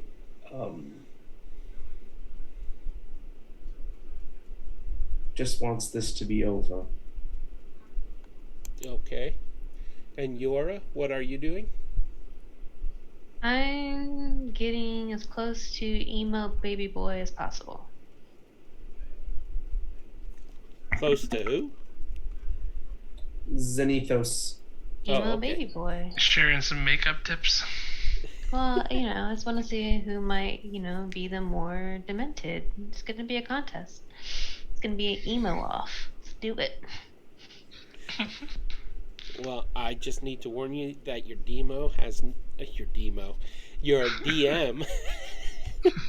no idea what an emo thing is. So you just made one. You made an emo poster boy, so I'm gonna put it to the test. It happens. I think what Yora is saying is this ain't a scene; it's an emo's armor race. Goddamn emo armors. Okay. Still lost. Anyways, in the king's quarters, Captain Farnett is standing with his back against the wall, looking ashamed that his king is dead. You can see his cheeks are red, but he refuses to let tears roll down his cheeks because he knows that his king would want him to be strong. As you recall, they were very close friends. Lazarus puts a hand on his shoulder and then walks over to the king's body and examines it closely. This is the work of a dragon. And Farnett asks him, how could a dragon possibly get into the king's palace? And Lazarus responds, through deceit, I imagine. And so Donna and Caius, what do you do at this point? So Donna's just kind of investigating the body, just seeing if like the wounds on the king are similar to like the wounds that are on the people that were killed in Melanador, in the tavern when the dragons attacked. Very similar. He is slashed open from just below the throat down to his belly button. His face is, the scarred side is untouched, but the other side is scratched as if he had struggled. There are bruises on his knuckles, some of the skin torn, and there are bruises around his throat where he was also held down and kept from calling out.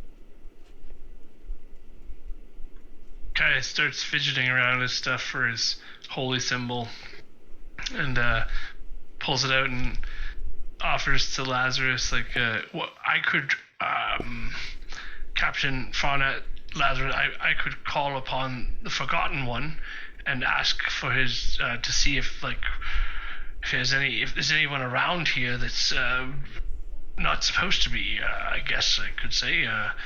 One moment. And he'll like hold the little turtle, and on the back of the turtle there's the world, and he's just like using that as like his holy symbol, to channel the divinity, and use divine sense actually to see if there's any celestial or fiend or undead within 60 feet, and kind of just walk around outside the room a little bit, and just kind of testing out in the hall a little bit, like try to get everybody basically. 1 second, let me just check something. Make sure I can kind of get within 60 feet of everybody around that I can see around here. Okay, and just do so, like a little walk around. So basically, if there's anybody who's a celestial, fiend, or undead within 60 feet, or anything that's hollowed.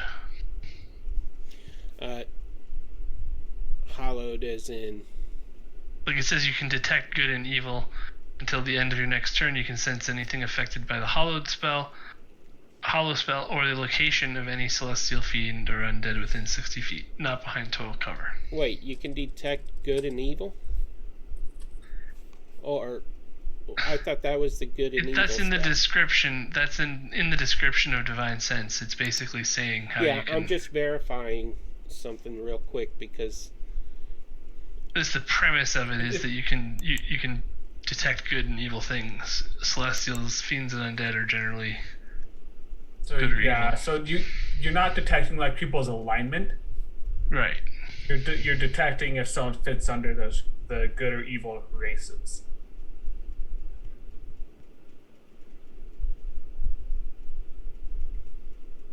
Or the ones perceived to be. I'm not understanding that. It'd probably be best if I read the spell. Like if there's a demon around, then it's going to There detect are no that. demons, celestials, or undead around. That much I can assure you. Okay, that's what I was wondering. Would it detect anything evil that's not of those? That's what I'm wondering. It's mostly up to the DM, but generally, if it doesn't fall within those categories, it's not going to detect it.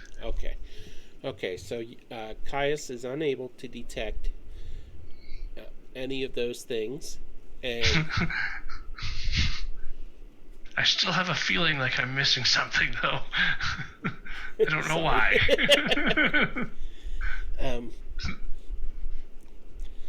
I need Trius to roll a perception roll. Trius will roll a perception roll.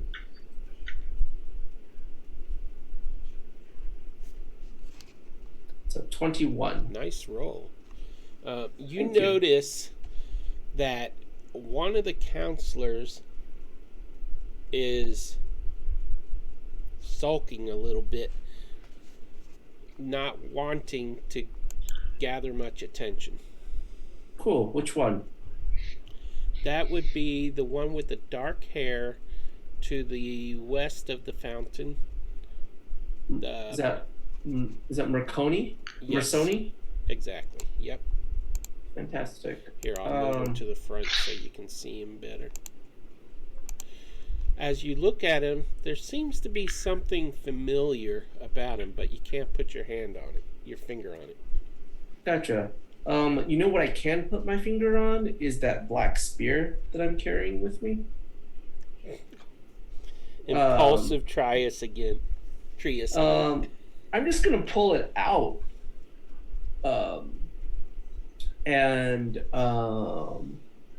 I'll just start walking slowly toward Counselor Mersoni. Before you can move your token back. Okay, before I can move. Ooh, do these have Sentinel?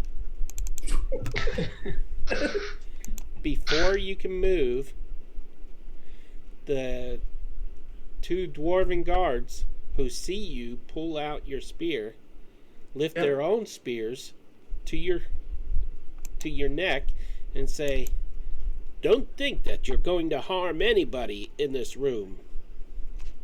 Oh, I do not think I'm going to harm anyone. I simply wanted to test something. Don't you think there has been enough death already? I think there's been more than enough death than I would care to see in a lifetime. But I have a hunch that I would like to test. They look at each other. If you believe there is danger, then you must tell us. We are the guards, after all. The same guards that allowed assassins to infiltrate the palace and murder the king? One of them presses the point of his spear against your neck, drawing a sliver of blood. And with that, we will go to break. Fantastic. Pizza, Jen. and it has been just over 2 hours into our stream. We will be taking a quick 15 to 20 minute break. Okay, 20 minutes wouldn't be quick. 15 would be. So we will be back within 15 minutes, I hope. I want to thank everybody for tuning in. Stick around. We're going to have a blast as Trius starts yet another fight. I'm not trying to start a fight.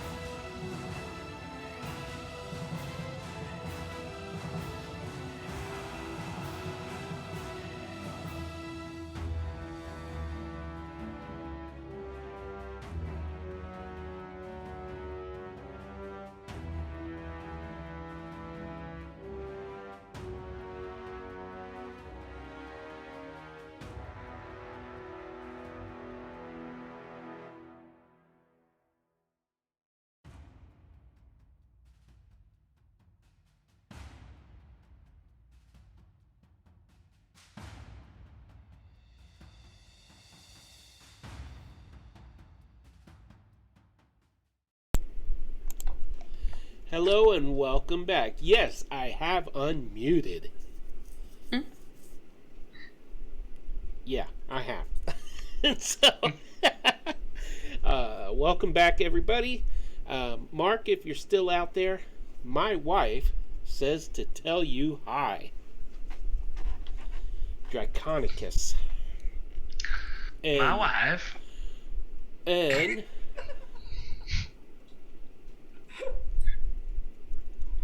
Sorry. Go ahead.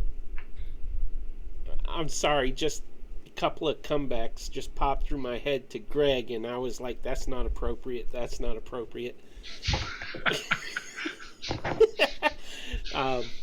By the way, it's been a while since I mentioned this, but if anybody out there is looking to play in one of our games, we have one-shots, we have boss battles, we have micro campaigns, I guess you would call them, by Real Lancelot, where it's 2 or 3 episodes. There is something for everybody here. In fact, Dave here wasn't even looking for a game to play in. He just subscribed one day and he won a drawing for an appearance in one of our campaigns. This campaign, well, actually at the time it was it this one or Tyranny? Tyranny. And Jen had to notify him that he had won. He didn't even know he was in the running. And he came, he conquered, and he stayed. And we're grateful for it. So you never know how a one-shot could turn out into a long shot. Get it? Long shot? Anyways.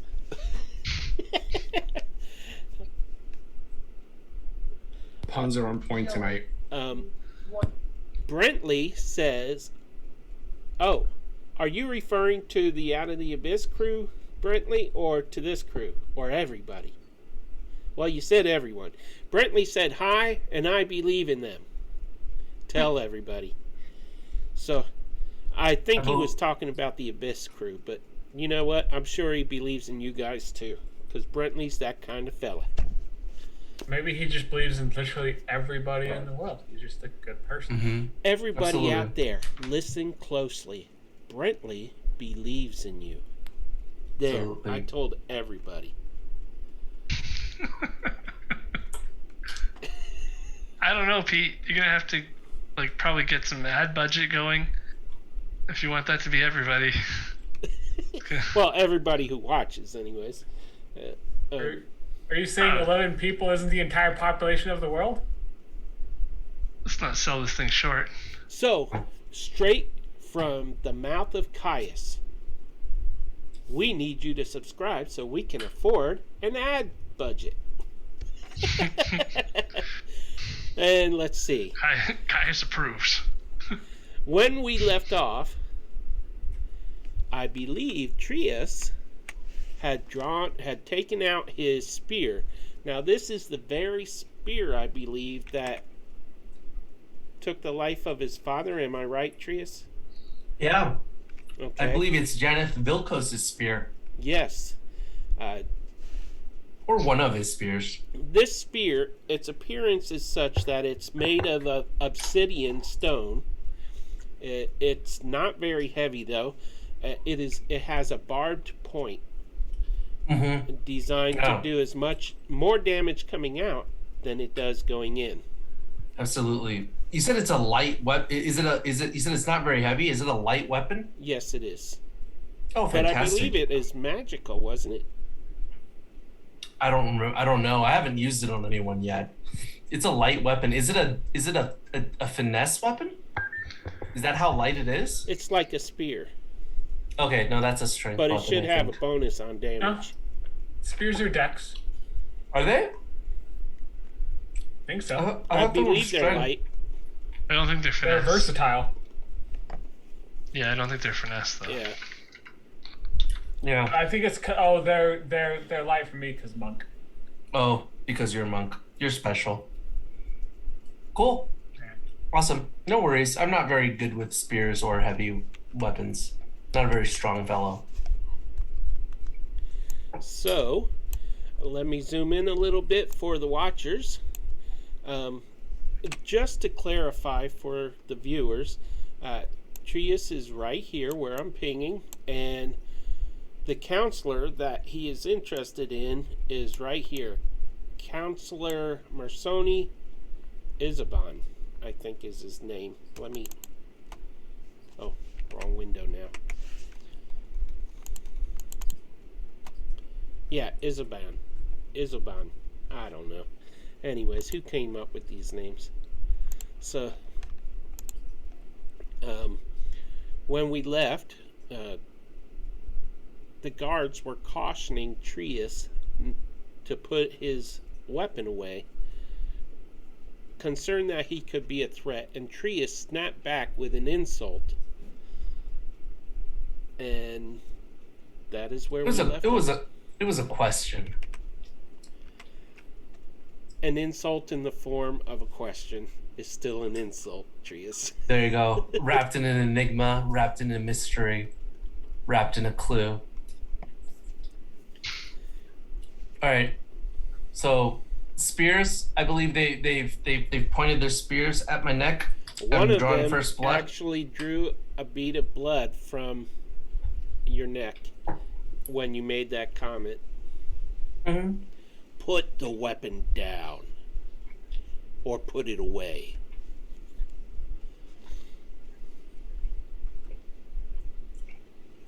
How do you respond? I'll turn to him and say, look,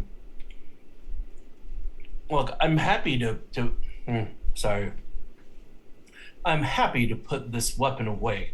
However, I'm interested in seeing how Counselor Masoni will react to its presence, as I believe it is associated with the group that has killed that is responsible for the king's death. I believe there's something off about him, based on the way that he has been acting for the last few minutes, and I was hoping to confirm a hunch. The guards lower their spears, study you for a moment, rolling their own insight checks, and decide that they're going to trust your words.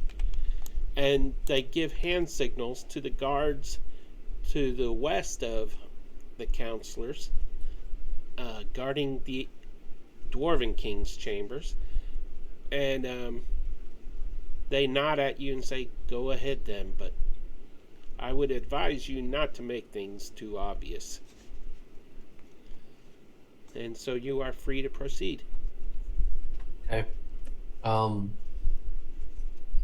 I will move right here, and I will walk up to the table, and there is no table. Walk up to the fountain, the bushes near the fountain. And is the counselor sitting facing outward? Facing away from the fountain? His back is facing the hallway where the dead king is. Almost as though he doesn't want to be looked at. Absolutely. I will, and he's sitting down, standing? He is sitting on a bench next to the other counselor.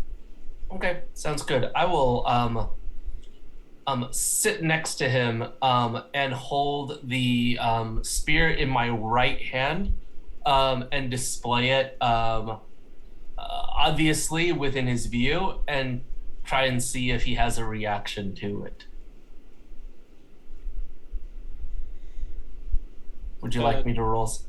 Or does he react? What's your passive perception? 13. Okay. No. 13. I said 13.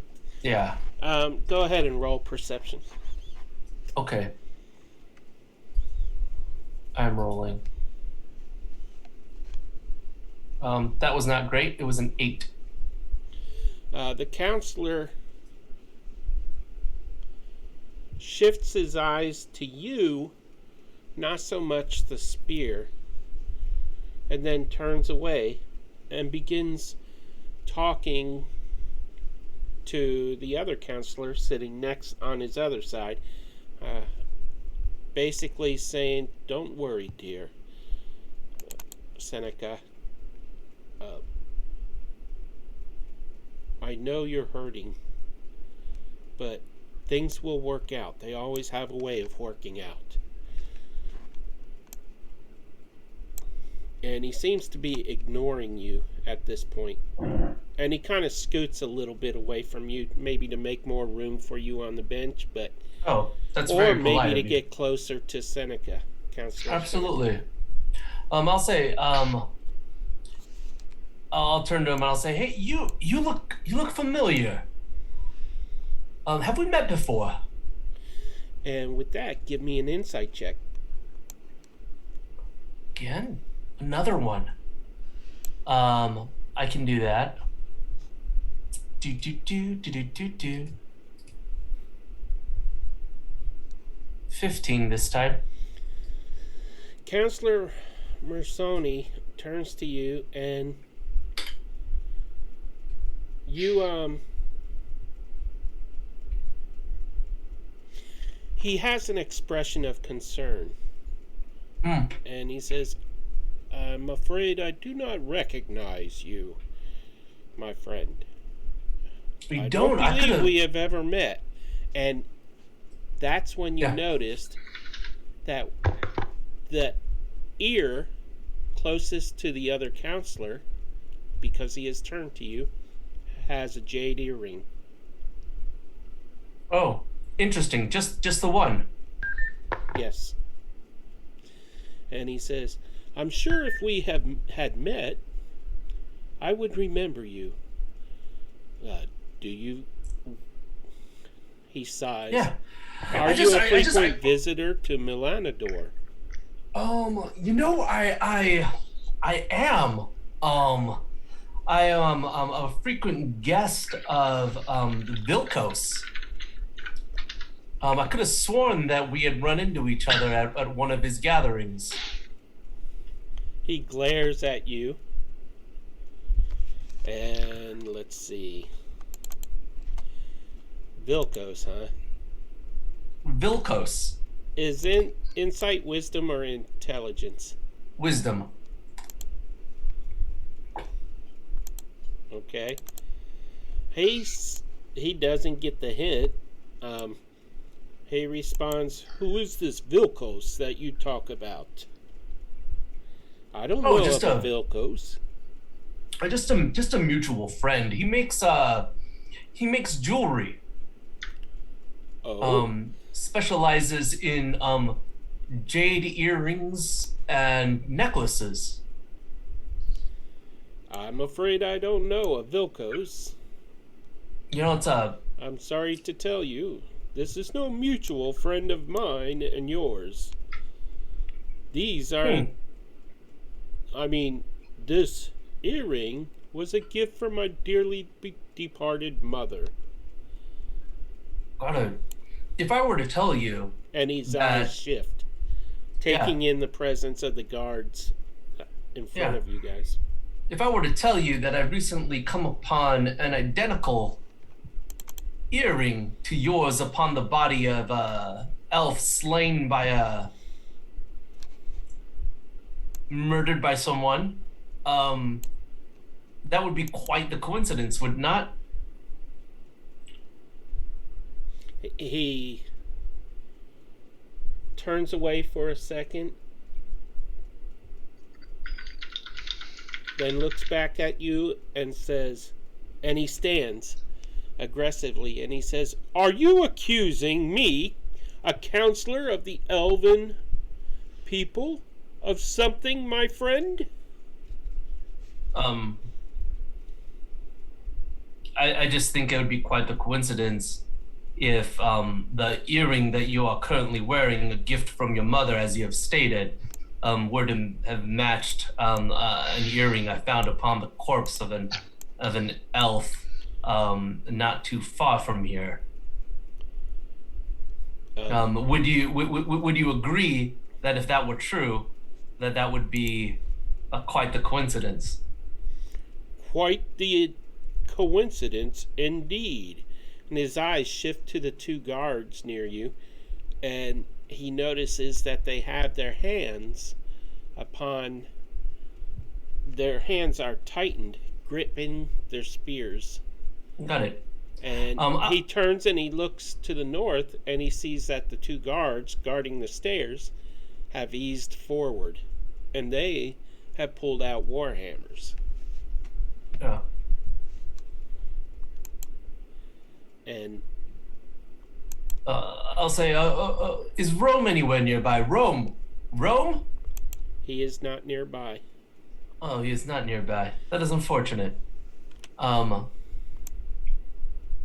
Would you be willing to wait with these guards while I bring the earring within my possession here, so that we might unravel the mystery of this coincidence? I haven't the patience for this. My people need me. My princess needs me. We, the council, must anoint her as queen as soon as possible. I do not know you. How dare you even insinuate such things? And he stiffens and he looks back and forth. And then suddenly, the waters of the pool start to move in a circle, as though something is within them, but when you glance down there, the waters are clear. And he moves slightly. He moves slightly. Yes, he steps slightly away from you. There's not a lot of spaces he can go, and he gets a little closer after a moment to Counselor Sanaka, who looks and says, "What is happening? Is something wrong, Mersoni?" I was like, Counselor Mersoni, if you could, I would prefer that you move away from Counselor Sanaka for the time being. And he takes another step back.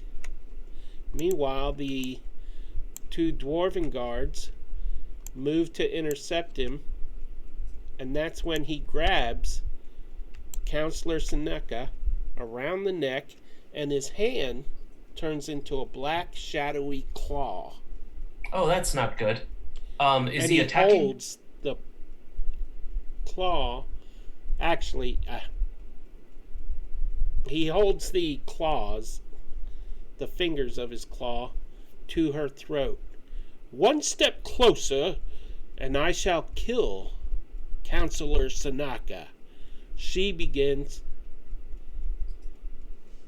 to hyperventilate, basically. She's clearly afraid. Got it. Are we in initiative? Or are we out of initiative? We are. Let's see, who's here? Yora, do you want to be in this initiative? Yeah. Pembear? Yeah, I was just gonna ask if I was hearing all of that. So yeah, I guess so. Yeah, they're not being quiet. Right. Yeah, and I'm standing like on the edge of the pool or whatever. So would I see whatever was like inside of there? In the pool, the movement in the pool, it's like there's solid, semi-translucent water moving with a shape, flowing. And, well, I may as well. Since we are in initiative, the water explodes upward. Literally showers everyone in the chamber with water. And when it settles, you see a creature in the pool, seemingly formed of water. It has scales on its back, sharp fangs. It does not seem like any natural creature at all. And this creature, since it's going to be an initiative, if I can select it. So Donna, did you hear something? No, No. Okay. I'm just investigating this body over here. Now, As you do. I will act as, I'm only going to add one dwarf into the initiative. But when his turn comes up, all the dwarves will act. Same thing with the elven guards. So that way it won't clutter up. It won't be a long initiative list. Oh, I didn't realize Azrael was in the room as well. Are you in initiative as well, Azrael? Yeah, I was wondering. Yeah, sure, I'll be in it. Okay. Yeah, If you prefer to roll your own initiative, you guys can roll and then change it in the initiative list. Oh, you're good. Okay, so Wait. Sorry, quick question. When you roll the initiative, does it add like from roll 20 or does it add from D&D Beyond? Roll 20, and out of the abyss I adjusted the player's character sheets to add the initiative bonus and stuff from D&D Beyond. Okay, But I'm just not wondering. in this No game. I worries. didn't. So if you want to add your initiative bonus, you can add those. That was So a good whatever is question. in the initiative order is what, like just a dice roll? No, it shows it added your bonus. Okay. 'Cause what's your initiative bonus? 4. Oh yeah, I'd only added 3 for some reason for you. Yeah, it shows 3 in my sheet in roll 20. No worries though. I don't think it's gonna matter, but I was just wondering. Yeah, it doesn't matter in the order. So Okay, so Trius, you had the ability to act first because you were the first to notice the counselor and recognize him. And just for the viewers, can you tell them who you think this counselor is? Explain why you suspected him, Trius. Well, I think this counselor is the person who let the dragons either into the palace to kill the king, or I think he is the person who killed the elf that we discovered by Rome's ship. Right. Either way, he's not who he says he is. Correct. And Yeah. and as we all know, the shadow dragons are able to change form. And because his hand just manifested into a dark black shadow claw, it's pretty obvious that he is a shadow dragon. Absolutely. Positively. And yeah. So there is a water thing behind us. Do we know what that is? Or is it? You can give me an insight check. Nah, it's all right. Or I'm just gonna arcane. keep. Nah, it's all right. I'm just gonna keep it moving. So what I am going to do is, as my action, I'm going to grab a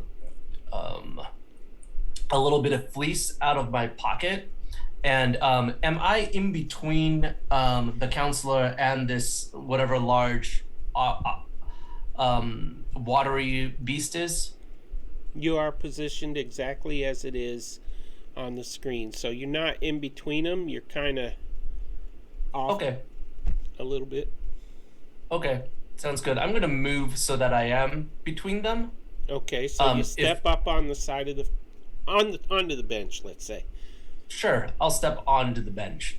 And what I'm going to try to do is I'm going to reach for that little bit of fleece, and I'm going to mutter an incantation. And what's going to happen is everyone is going to hear the sound of the counselor say, "Stand down, I've got this." And then as my bonus action, I'm going to go on ahead and cast Sanctuary on the two counselors closest to me. Okay. Which counselor do they hear? Everyone hears Counselor Mersoni say, "Stand down, I've got this." And then I cast Sanctuary on Counselor Sanaka and Gregory. Okay. Cool beans. I don't know if the water thing is on our side or if it's on their side. I may be making an incorrect assumption. It's fine.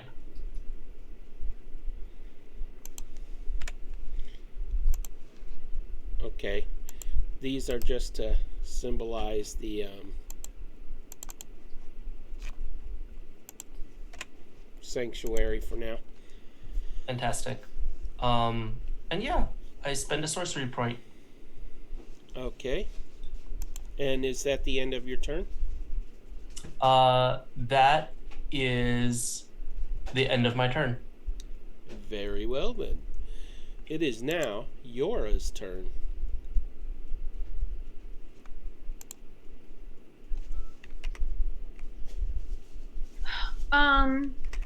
Okay. Well, I really don't like this thing that just popped up here, and I am very, very close to it. So I'm gonna go ahead and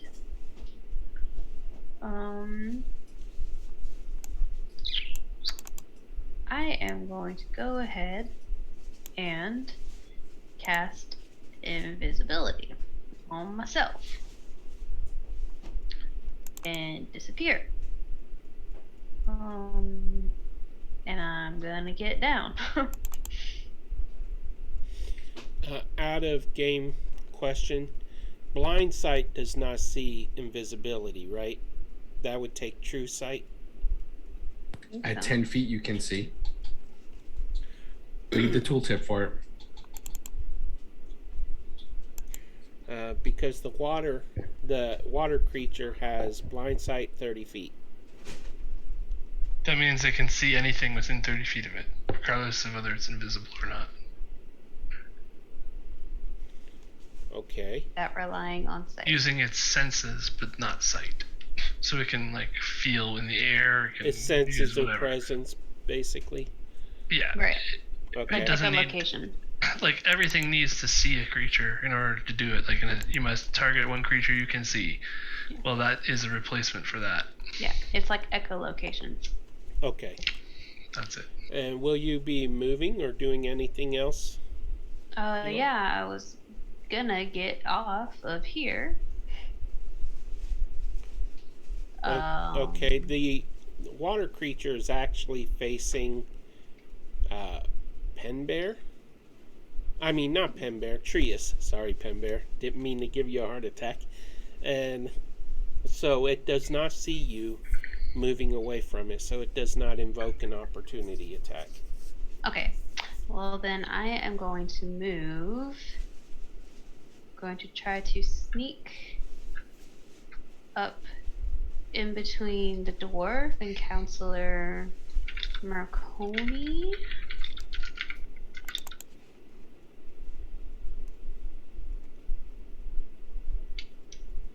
And let's see.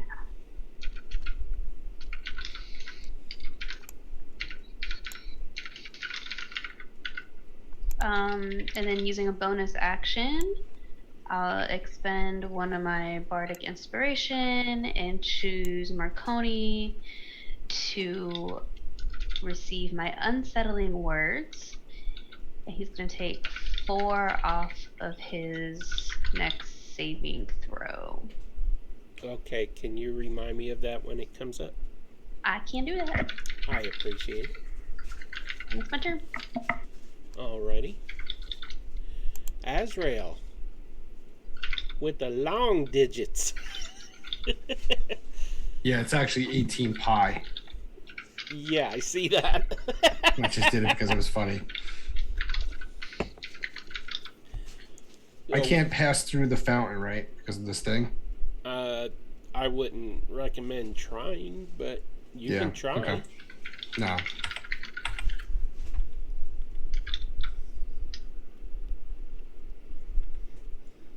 I'm going to go there. And since Marconi has not attacked anybody, I'm just going to hold my action. If he attacks or she attacks, I'll attack. Trius, just to be clear, Sanctuary would prevent Marconi from cutting the other counselor's throat, correct? They need to make a wisdom saving throw before they can attack. Okay. Alrighty. Are his hands forced off of her? No. Okay. Okay, and that brings us to the Elven Palace Guards. They will act in unison, pretty much, and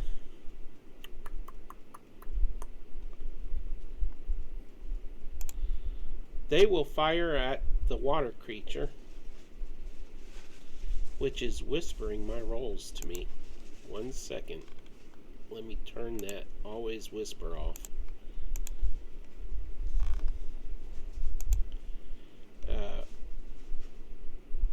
The arrows, they fire their longbows at the water creature, and I believe they missed. The arrows pass straight through the water creature without harming it. And so, but thankfully, no one else was hit. No innocents were injured during the committing of this action. And that brings us to Penbear. Guards got a stormtrooper account.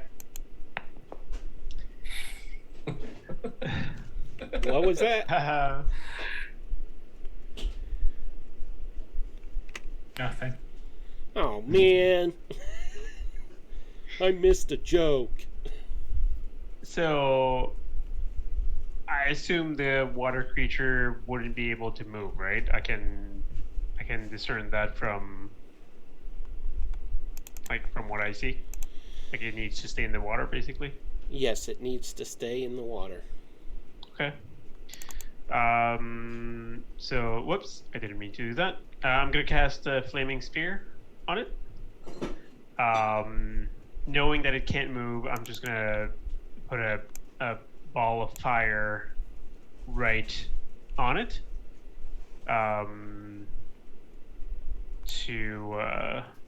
To damage it.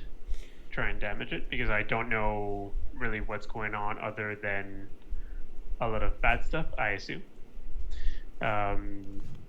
So I will cast Flaming Sphere on it. It needs to do Dexterity saving throw. Okay, if it has resistance to fire, how does that affect this attack? Half damage. Okay. So water You has said dexterity? resistance to- Yes. 19. So it saves. Okay. 15 save AC. The water So around it sizzles. Yeah, so I'm just gonna put it Steams. there. I don't know if you have something for it, but Do what? Oh, for the fire? yeah, I don't know if you want to put anything, but I'm gonna put it on in that square. Okay, 1 sec. Fire. So it takes half of half, is that right? Half of the oh wait. Yeah, half it as much takes half damage, of yeah. half. So it's 2d6, so I think it already rolled for it. Well, it has resist. Oh, I see what you're saying. Yeah, so just Takes 3 damage one. basically. Yeah. Okay. 1. It's resistant. And if you'll allow me to say that, I'm going to scream down the corridor to Saldana and Caius that we need help. You know, water creature and possibly shadow dragon. We need help. Come here, please. Okay. And I'm just going to move. Did you hear something, Saldana? I think I heard yelling. What's there, Peter? That is a mushroom. Okay, can I actually move there? I guess you could break the stem of the mushroom, shoving it out of the way. Okay. It's a hat. With with my 8-foot frame, I will move there, and You could even reach down, break a piece off, and take a bite of it. no, that's okay. I don't know what that mushroom is, so I'm not Yeah, gonna risk it. don't hurt my boy's stool. And don't hurt the mushrooms. Yeah. So I will take cover behind that column. Okay. And that brings will us. be my turn for now. That brings us to the shield dwarves. These two shield dwarves here will. Let me find my. Okay. They will lash out at Marsoni with their spears, and they are able to. Well, let me check his. Yes, they are able to do 3 points of damage each. And the other shield dwarves are not close enough to do anything, so I will move them a little bit as oh, well, I guess a player can't act right now.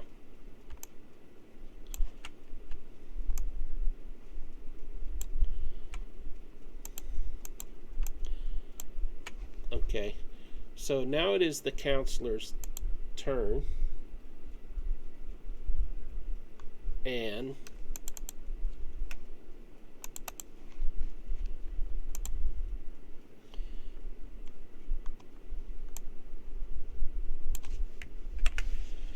he is going to lash out at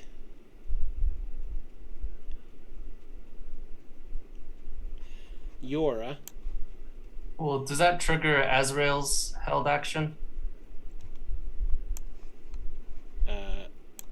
Yeah, I guess it would. Yep.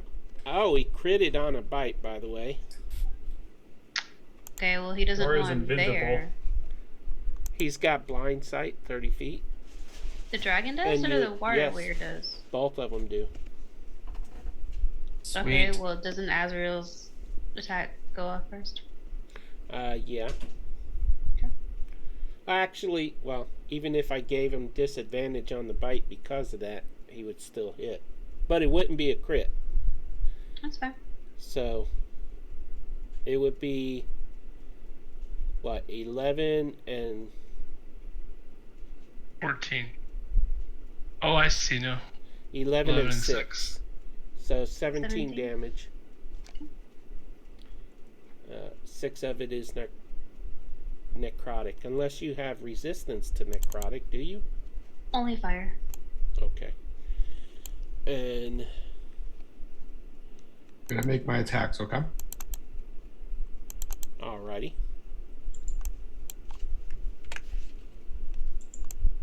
$23.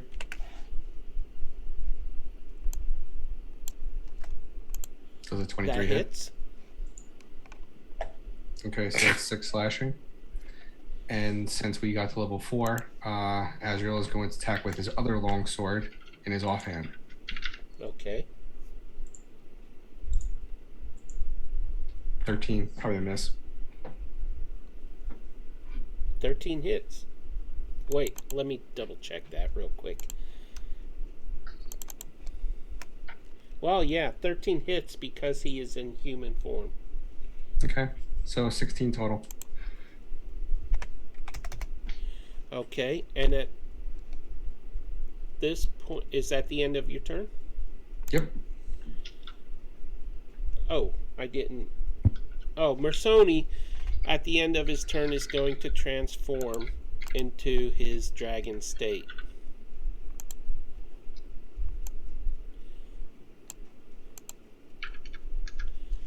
And so he is transformed into a shadow dragon state. He does have 2 more attacks in this form. And his armor... Is it an action to transform? Yes, it is.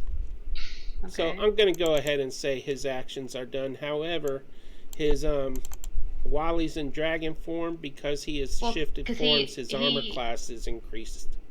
Well, he attacked me as an action. Right. So can he also transform as an action, or is transforming a bonus action? That is a good question. Let me check here. Let's see.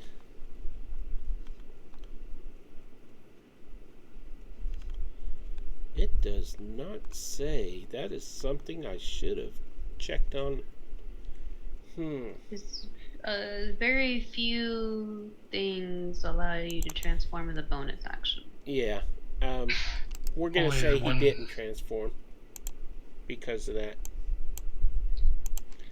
That's a good point. But as a result, he does have 2 attacks left. I'll take 1 away because he was attacked by Azrael. I would say that distracted him. So in reaction, he is going to turn and swipe a claw at Azrael. Scroll up.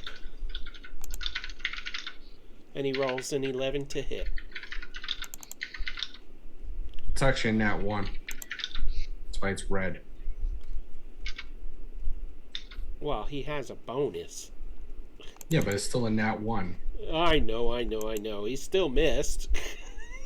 Does he fall over and I laugh at him as a free action? No, he doesn't.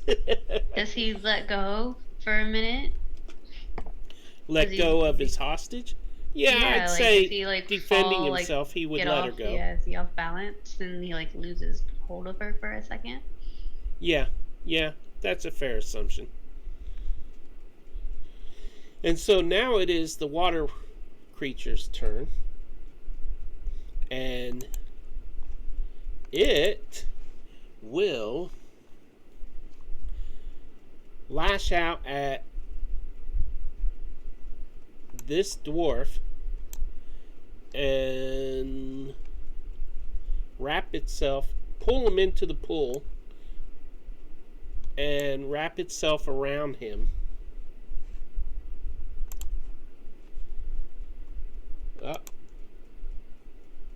No, he didn't. The Never dwarf mind. takes He flaming missed. sphere damage. Do what? Does the dwarf take flaming sphere damage? No, because the water weird missed him, unfortunately. I mean, fortunately. And that is the water weird's turn. And it is the turn of Trius now. Hey, we're at the top of the initiative, so I want to ask Caius and Saldana, what are they doing at this point? So were we able to hear Penbear yell for us? Yes, the doors are all open, so I would think so. Yeah, then Saldana would. You think we should check it react out? and go to fight. Yeah. Yeah. So do you want us to roll for initiative then? You go and let me know if there's something going on. Caius, get your no good rotten shell out here.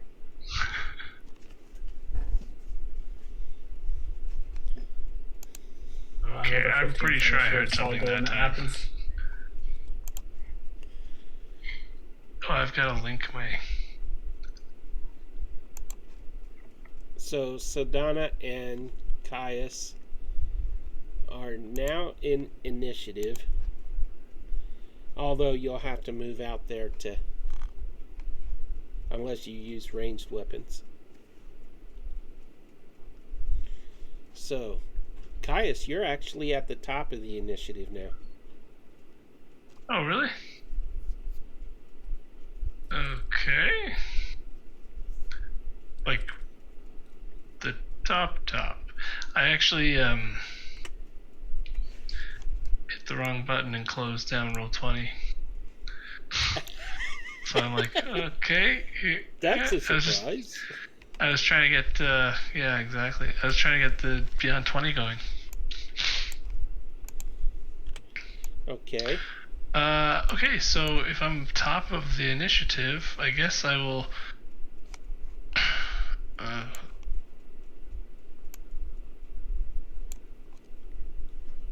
come out to here, open the door, and be like, oh boy,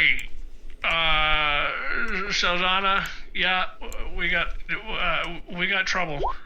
And then, oh boy, seeing a giant column of water in the middle of the room, I will reach down for my necklace that I just got, and my intelligence is 11, so I don't know. That's above average, isn't it?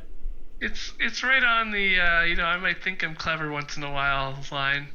I think he's gonna try testing out this new necklace that somehow appeared, and Is it Fireball an AoE spell? yeah, It you is. take off a Fireball. ball and toss it in the pool, like a oh please like a wish. Oh my goodness. Okay. Let's see. Range 150 feet. It's a 20-foot. So it'll get me, I think, the counselor and the water weird, right? If it's centered. Well, it's gonna be in the pool too, so it's not gonna necessarily go through the walls of the pool. Oh. Oh, it's Up to it's feet. okay. I see your point. Oh wait, no, it's a 20-foot radius, not a 20-foot diameter. 20-foot radius. It's 20-foot radius. Oh no! This could be amazing. I really thought it was 20-foot diameter. No, it's a 20-foot radius. It's been a while since I cast Fireball. Okay. This is why we can't have nice things. I can take it back if you want. No, go with it. Go Come on, with it. That sauna gets it up. There's going to be a lot of dead people in this room. 31 fire damage. Oh Yeah, my that's a word. lot. We all get to make dex saves, right? Yeah, for half. Well, on the bright side, Sadana and Caius won't be dead. Jeez. Pen Question. Bear's safe, right? Yeah, I'm gonna use my advantage. Pen Bear's safe. Yeah, Pen Bear's safe. So yeah, Oh, what did I miss? There's a fireball. Coming, Yora. Ah. What's your modifier? What's the save we need to beat? DC 15. 15? Basically, everyone in that circle. Yeah. I rolled a 10, so I did not save. Let me see. Let me check. Oh no! Oh no! Oh no! Oh no! Is it double the maximum health of anybody? No. Maybe the counselors and the guards. Oh no! Well, I'll have you know I've already taken damage this round. So Azrael said he was taking advantage. Kaya, Sildana, and Pen Bear have advantages right now. Caius Well, and Pen Bear are outside of it. Yeah, I think I'm Caius, good. Sildana, and Pen Bear are all good. And Trius has Okay. an advantage now. Okay. Did I just change the prophecy? I'm gonna go on ahead and what do you call it? I'm gonna use my sorcerer ability to roll 2d4 and add it to this save. I get to use it once per short rest. Nice. On a failed what do you call it? On a failed saving throw. Ooh, and that's 5. So I just made it. Nice. There. Okay, so what was the saving throw again? Dexterity? 15. 15 dex. Okay. Wow. Do you have an effect template for Fireball? I was getting ready to bring it out, but And the circle is pretty good, I feel. I deleted it. Oh, man. I can get it back up. Please do. It was easy to see through. So, Right. I usually put put radius. things on the map layer and then bring them to the front for the effects and stuff. I'll have to... yeah, Well, if it's To be fair, I didn't know that one of you was going to get a necklace No, of Fireball.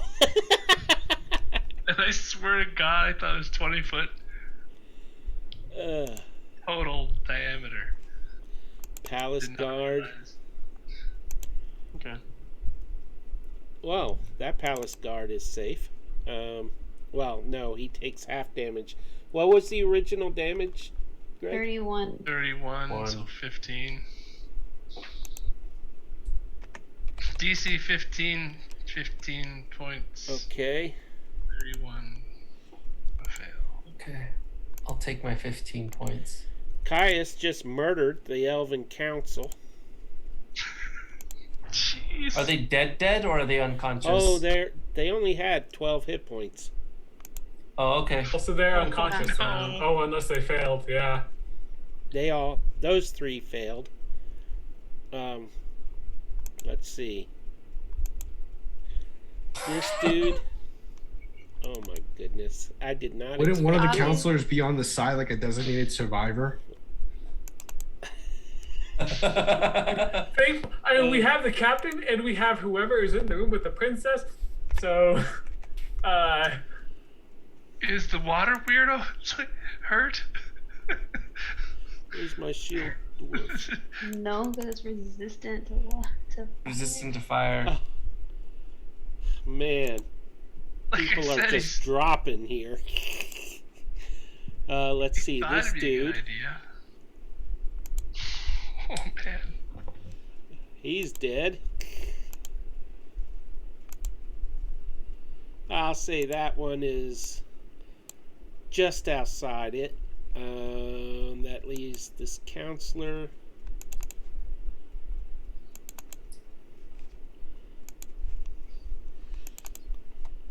Do. Loading. Fail.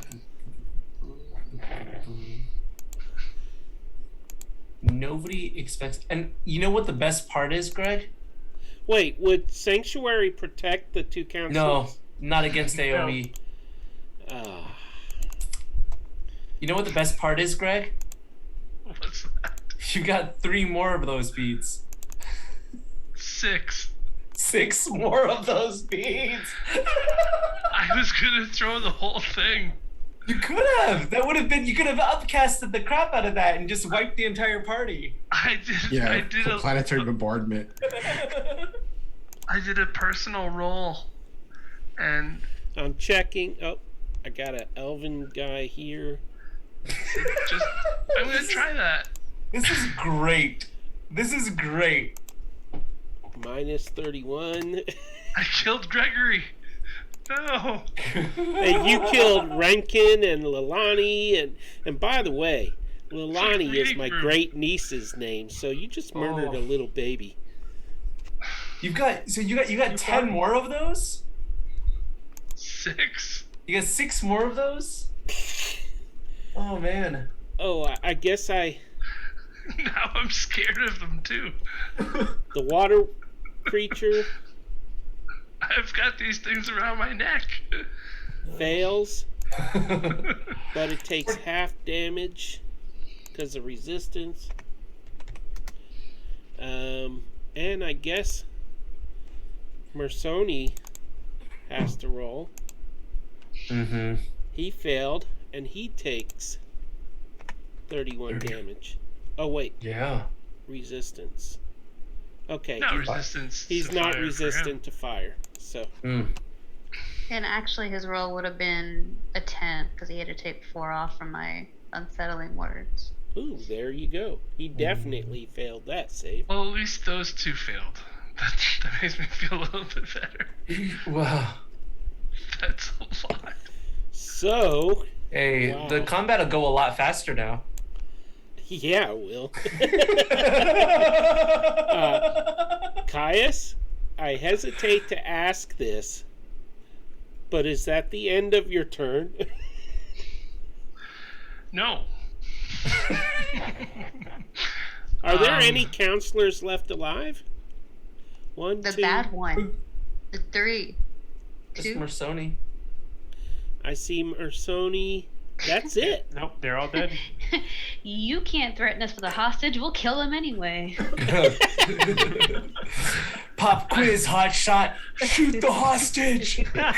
I'm going to also.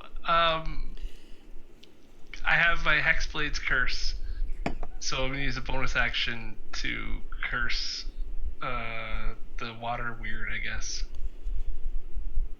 How do you know it's a water weird?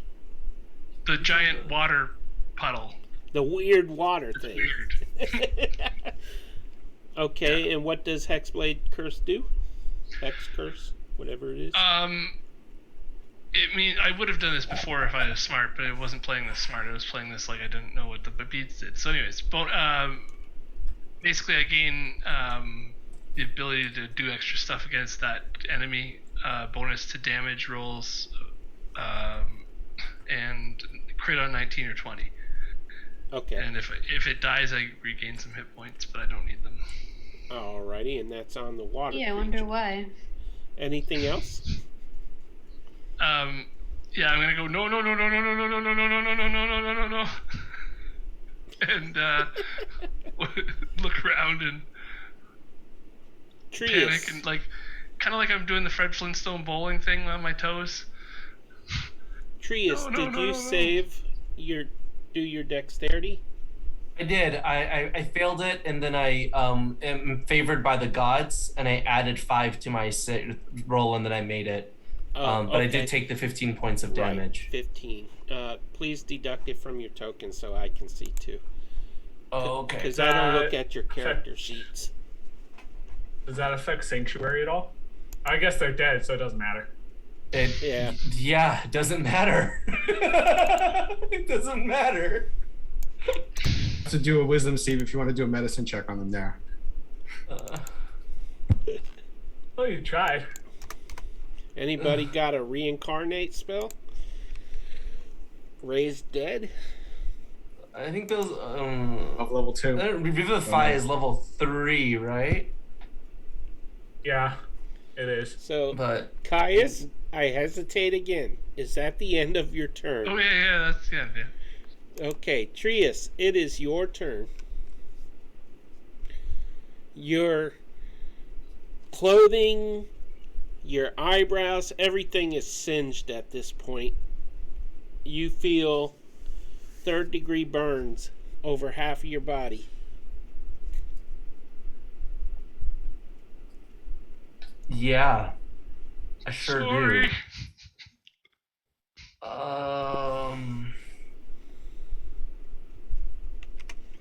Did I get you? I'm trying to figure out what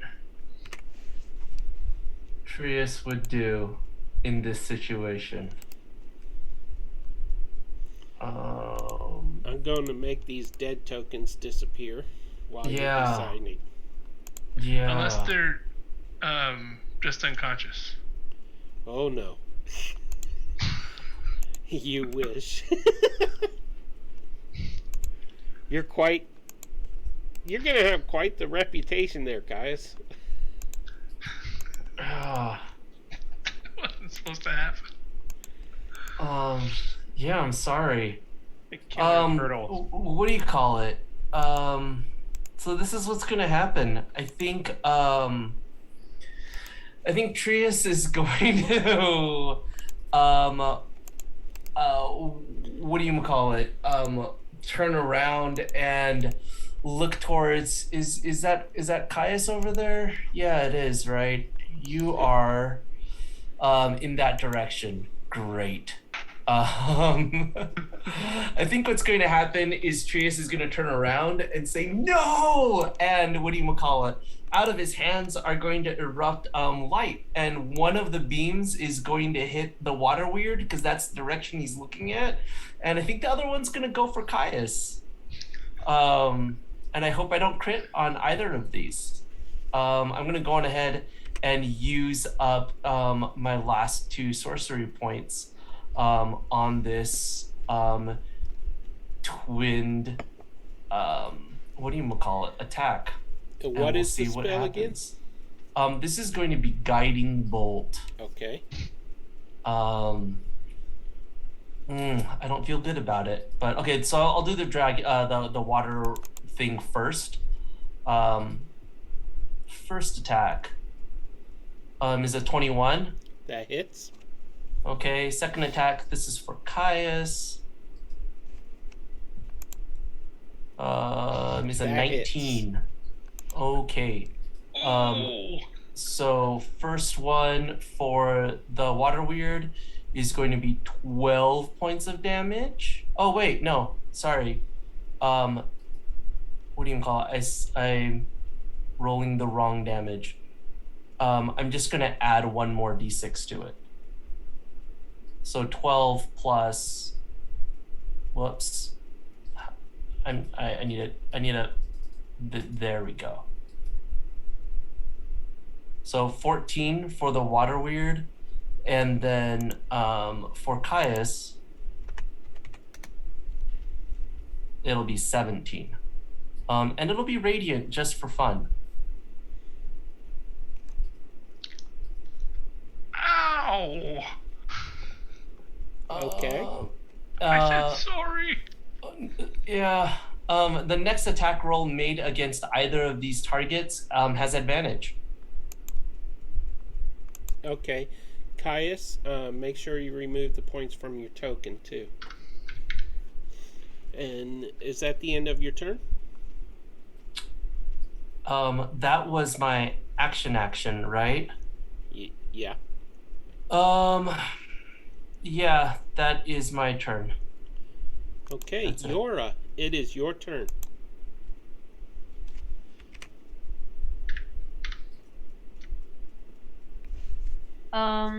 Cool. This all sucks.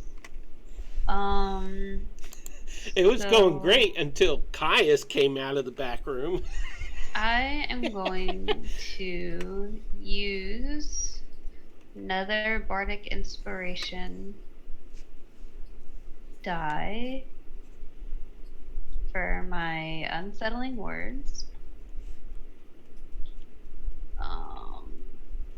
on Marconi, and then I am going to So you did 1 point of damage to him?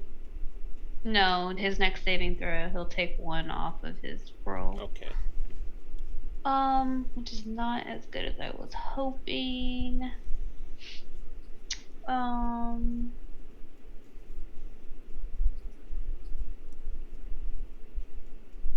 Then dang, that was not as good as I was hoping.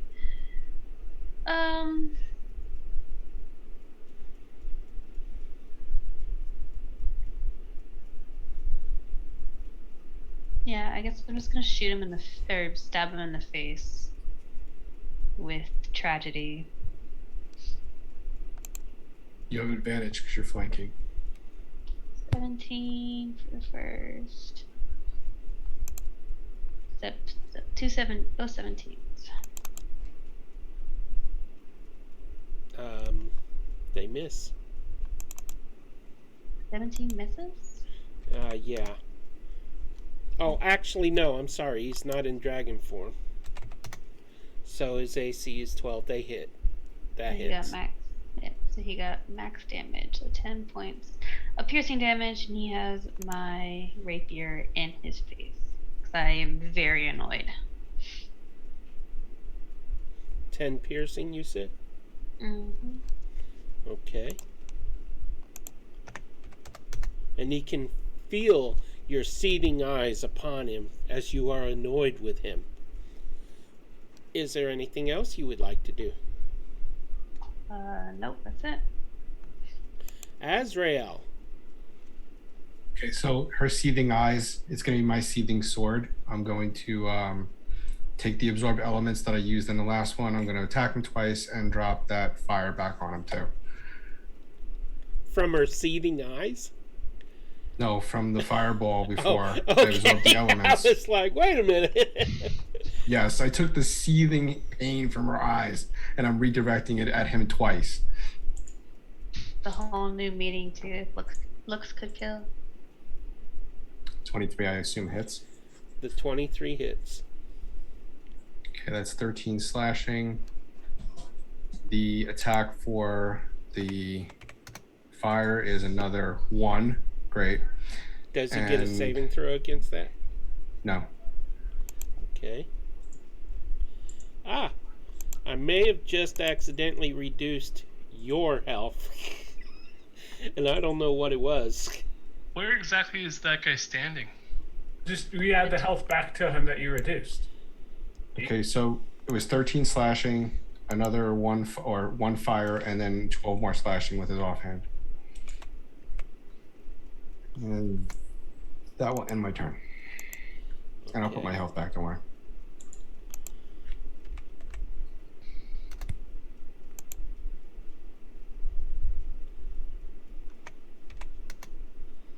And 12 slashing was the last damage. So that actually drops him like a rock with that 12 slashing, right? Just the amount you needed. That's why I specifically did 1 fire. I didn't want to go overboard like Caius. Okay, so do you have any other things you want to do? Movement or anything? Well, if there's whatever. Yeah, I'm actually going to put my sword in. I'm going to take my sword out. I'm going to put my sword in, and I'm going to shake it all about. Right, his sword's not a rapier, because then you could have done the swordy pokey. Exactly. I'll have to get a rapier for that. Okay, so And it's on my list Donna, of things to buy. please save me from this horrible humor. Oh, don't worry. So Saldana is going to move here. See that all of the council members have been killed. She's going to drop her bow and fall on her knees in remorse. Ooh. And that's her turn. Wow.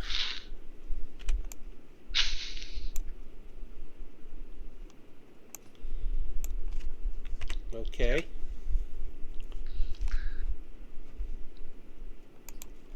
Elven Palace Guard. Yep, there are a couple alive.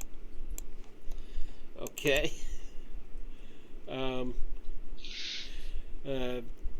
I would think that the fireball hurt them enough to drop their spears, so they are going to draw their long swords and try to slash at the water weird, and it is resistant to slashing, so that it only takes 2 damage from the one that charged forth here. He'll have to charge forth. And this one will. And this one will. And this one will. So that's half damage would be 2 points each. 2 times 4 is 8. So it takes 8 points of damage. And that is the Elven Guard's turn. It is Penbear's turn. And Penbear, please know that that fireball was not your fault. Oh, I know it's not my fault. But the person whose fault it is only about 10 feet away from you. Yeah. Well, I mean, technically I didn't really see who cast it. But, yeah.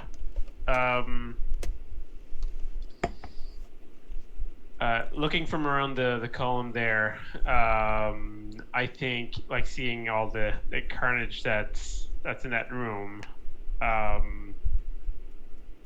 will just try to end it as quickly as possible. And I will cast Scorching Ray on the water elemental, whatever that is. Water weird, yeah. And by the way, the elven guards that attacked it had advantage because of the One of them, yeah. Yeah. The guiding bolt. Yeah. So okay, Scorching Ray. Yep. So 3 of them.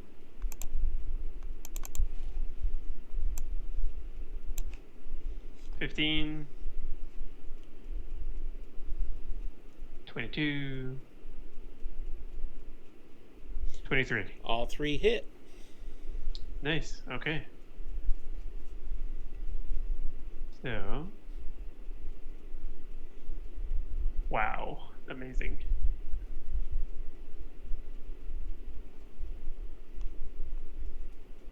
And so 4, 7, 9. points. That's Is that fire damage? Yeah. Yes, it is.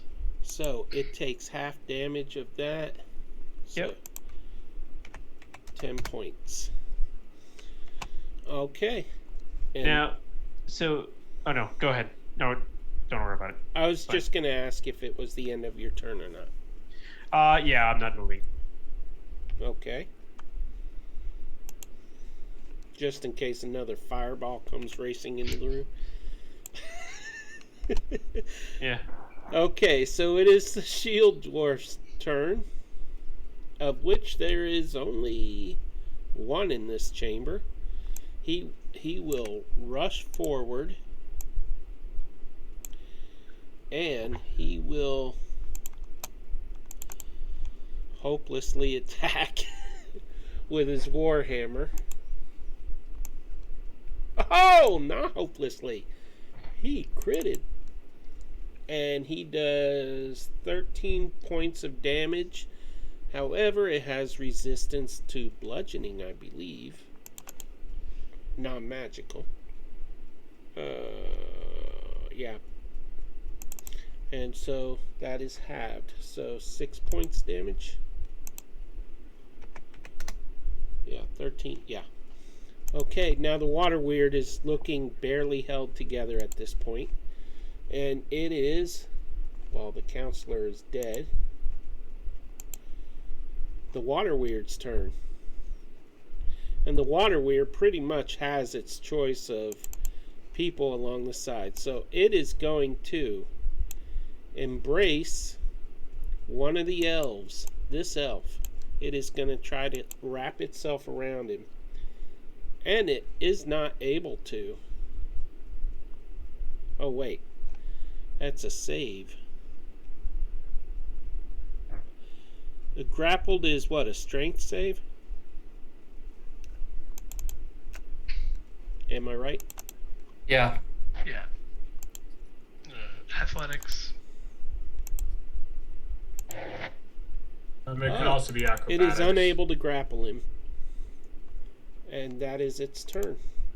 That brings us to, Caius.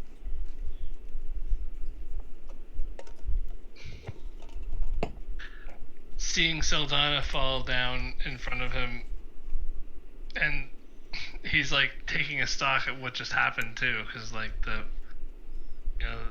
air is still warm and moving throughout the room, and he's gonna, I guess, is this guy next to Saldana still? These two people still like savable? Those are the guards that were killed by the Attack on the king. Yeah. Right. Okay. So they're dead. Okay. Yeah, Caius is just gonna run in and start touching the bodies of the Elven Council members and trying to do lay on hands. Just being like, no, and using lay on hands to, I suppose, not raise them if they're dead, but they're dead. So your lay on hands has no effect. They didn't have but 12 hit points to begin with, so they are pretty much toasted, literally. You smell the odor of burnt flesh. And by the way, parts of the plants in this room, some of them around the fountain, the ones around the fountain, are on fire. I'm also going to try to use my blow on the plants while laying on hands. Okay. Is that the end of your turn? That's the end of my turn, yeah. Blowing on the plants seems to have no effect except the oxygen coming from your lungs seems to feed the fire. And Trius, it is your turn now. Yeah, it sure is. I'm gonna go on ahead and attempt to attack the water weird with that spear. Yeah, that's what I'm going to do. By the way, what happens if you attack with a weapon that you're not proficient in? You just don't get your proficiency bonus, right? Correct. Okay, cool. That'll be a 13 to hit. That hits. Great. What kind of damage does it do? It would be piercing. Okay. Magical piercing? Yeah, so you get a... Is it a D6, a D8? Is it a +1? It's a normal spear is a D6, but it's versatile, so D8 if you're having two hands. I'm gonna say it's a D6. So 2 +1, 3 damage. 3 points of damage. How's it looking? Does the magical spear do anything? Oh, nice. Really? It only had 2 points left. Wow. There you go. All that training must have paid off. Okay, so the water weird splashes back into the pool, completely breaking apart, and it is no longer a threat. And so the battle is over. Do the guards stop attacking? Well, they stop attacking the water weird, and they all turn to look at Caius. In fact, yeah, the guards, all the guards, the dwarf and the elven guards, look at Caius, and one of them moves over to him and slaps him across the face and says, "Are you insane?" He does not do damage, though. I don't know what happened. I'm just looking around. The other guards start moving closer to you, surrounding you. I'm like picking up the body and trying to pull it back from. Oh, that one. Like it's. By the way, I'm sorry, Pimbear, does your flame thing disappear now? Yeah, it's concentration, so whenever combat's done, I'll Okay. extinguish it. Yeah. Are we in initiative still, or? No, they are surrounding Caius. I'm not going to start initiative at this point because they're not actually fighting, but they are holding their weapons toward him. Stay where you are, type of thing.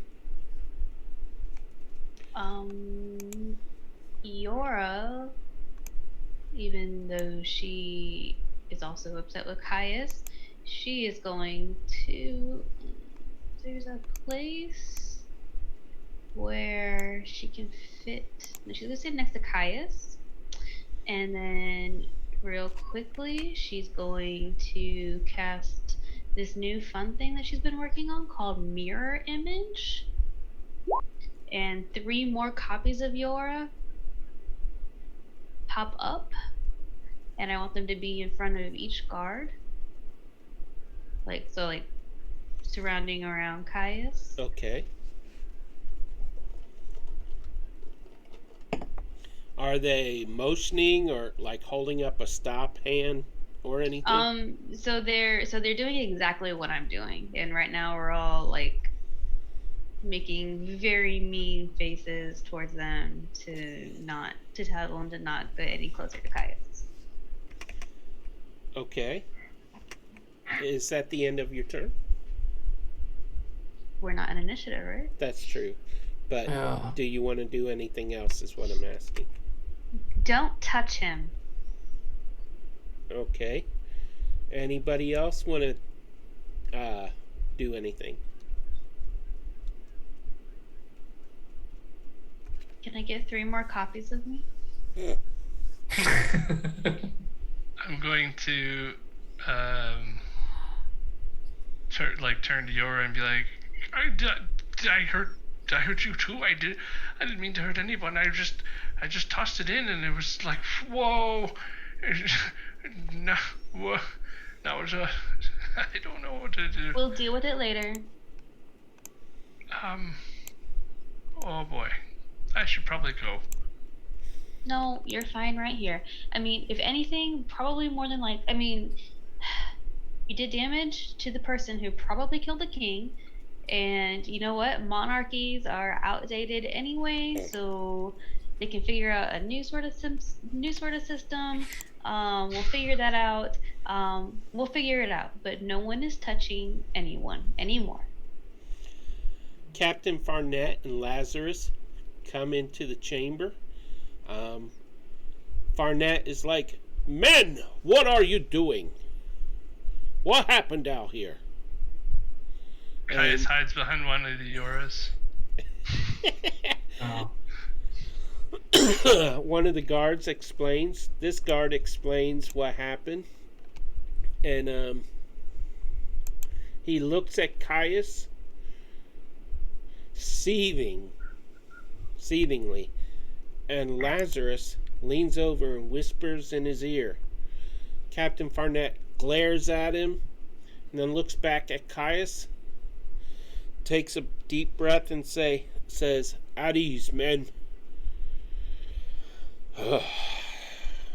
This turtle is important to the future of our people, of all people. I'm sure he did not do this on purpose. In the future, He Mr. kind of did do it on Caius." purpose, but his intentions weren't to kill everybody. It was to save people. Well, in the future, Turtle, be more careful when you attack. Be careful where you put your fireballs. Well, the thing, Yeah. Keep your balls to yourself. And also, he says, we cannot afford to lose any more of our people. We've already lost too many.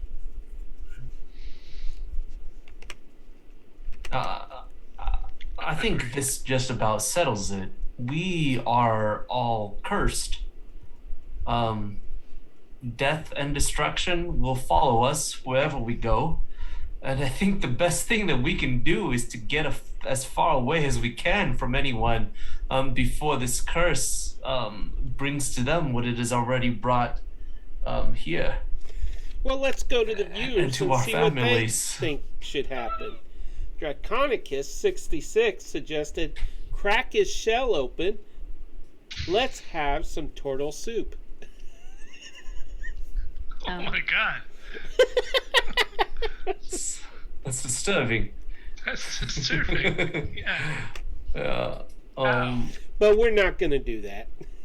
Yeah, I think even I think what this has shown us is that even our best intentions are doomed to end in failure and death and destruction, and that there's literally nothing that we can do to halt the gears of destiny and fate. What have I done? Farnat, still angry, breathes deeply, and he says, we do not have time for this right now. We must assemble the War Council. I mean, if you want them to die, I don't know if I that's think a good idea. Oh, not... Look, the pattern has been wherever we show up, death follows. It happened in each of our homes. It happened in Melanador, and it has happened here. I beg of you, do not assemble the War Council in our presence. They will not survive this encounter with us. Caius is taken off. They will not survive. He noticed there's a bunch of people grouped up, and he just killed a bunch of people in a group.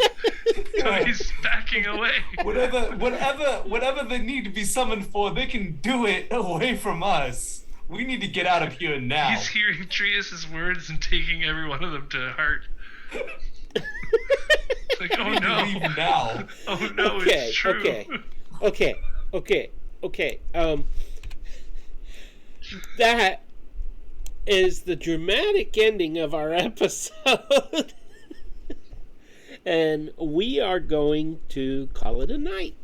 It has now been our 4 hours. To the viewers, we would like to thank you for watching. It's going to be an interesting week off. Yes, that's right. Next week, our episode will not air because we have the first Tuesday of each month off. We will return on the 14th. And please ignore my spelling error for the 21st. I must have had a lisp when I typed it. 21st. And, well, anyways, I want to thank everybody for tuning in. Beginning with our next session, things are going to change regarding our advantages and disadvantages. Things are going to change regarding our Pantheon points.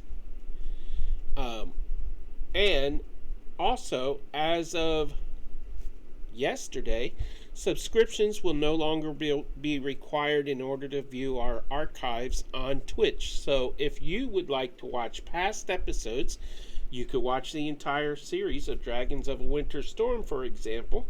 You are free to bring them up and watch them on demand.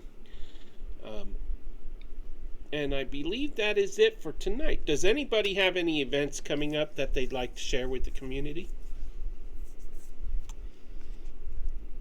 Dave? Nope. Other than going to Gen Con, but so if you're in the Indianapolis area, after the 15th, I'll be there. Memorize that face, and if you see it at Gen Con, say hi. Yep, I will be working at the Norse Foundry booth. Oh, there you go. Fun. Nice. And Eric, do you have anything to share? No. I do not. Okay. Greg, do you have any shows coming up or anything like that? I think next week's Curse of Strahd will be very interesting. Don't forget to check out the Curse of Strahd recap on YouTube, on the City vs. Games YouTube. It gives a whole 9 hours of everything you need to know and all the epicness so far in the first half of the game. Now, Nice. I need to ask Greg, is the recap actually 9 hours long, or does it just sum up 9 hours of game time? No, it's about 30 hours of gameplay. Just under 30 hours of our streams turned into 9 hours.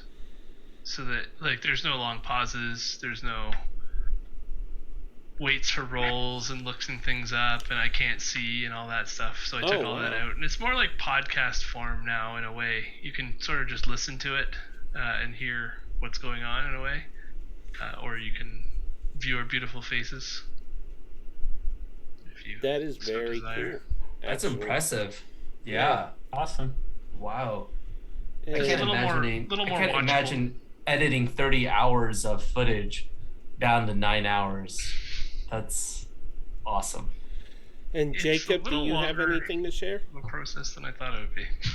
I have 2 weeks to figure out what the heck my character is gonna do, seeing that her entire race has been destroyed in the span of a couple of days. Yeah, well, not the Totally. entire race, but a huge chunk of it. Yeah, there are a couple guards left. This one's still good. There are the civilians, you know. Maybe some What's people left would of 'em? manage to survive in Melanador. I don't know. Matthew, anything coming up that you would like to share? Not that I can think of. Maybe just a quick shout out to for Lance doing the an all cleric one shot on Saturday on Save versus Games, which I will be part of, and Azrael as well under a different name. That's gonna have so much Thank you, fun. everybody, for It's looking gonna out be for so me. much fun. Y'all have a great time. Greg, gonna be what great. time does that game start? I'm guessing. Do you know, Matthew? It's 7 Central time. That sounds right. That sounds like think- a Yeah, that's when all of the Yora and the Bard parade started, so that makes sense. Your Yeah. voice went up high enough. Pretty sure that that's what it is. I think that's true. So yeah, so Saturday night, yeah, another one shot of this time instead of all bards, it's all clerics going to a camp where nothing will go wrong and everything will be awesome. And yeah, Now, Real Lancelot is a guest DM. He appears on both Save versus Games and D&D Play 20. There is a chance that this all cleric one shot could turn into a 2 or 3 shot, and I guess we'll cross that bridge when we get to it. But Lance is a fantastic DM, sometimes chilling in his descriptions. And amazing. You guys are gonna have so much fun. yeah, I wish I could be a part of it because it's all clerics, but I'm committed. So, to another thing. So, You're being committed on Saturday? yeah. That's what I heard. That's crazy, dude. I would like to say one last time, everybody roll a D100 Oh wow. because Draconicus gave a gift subscription out.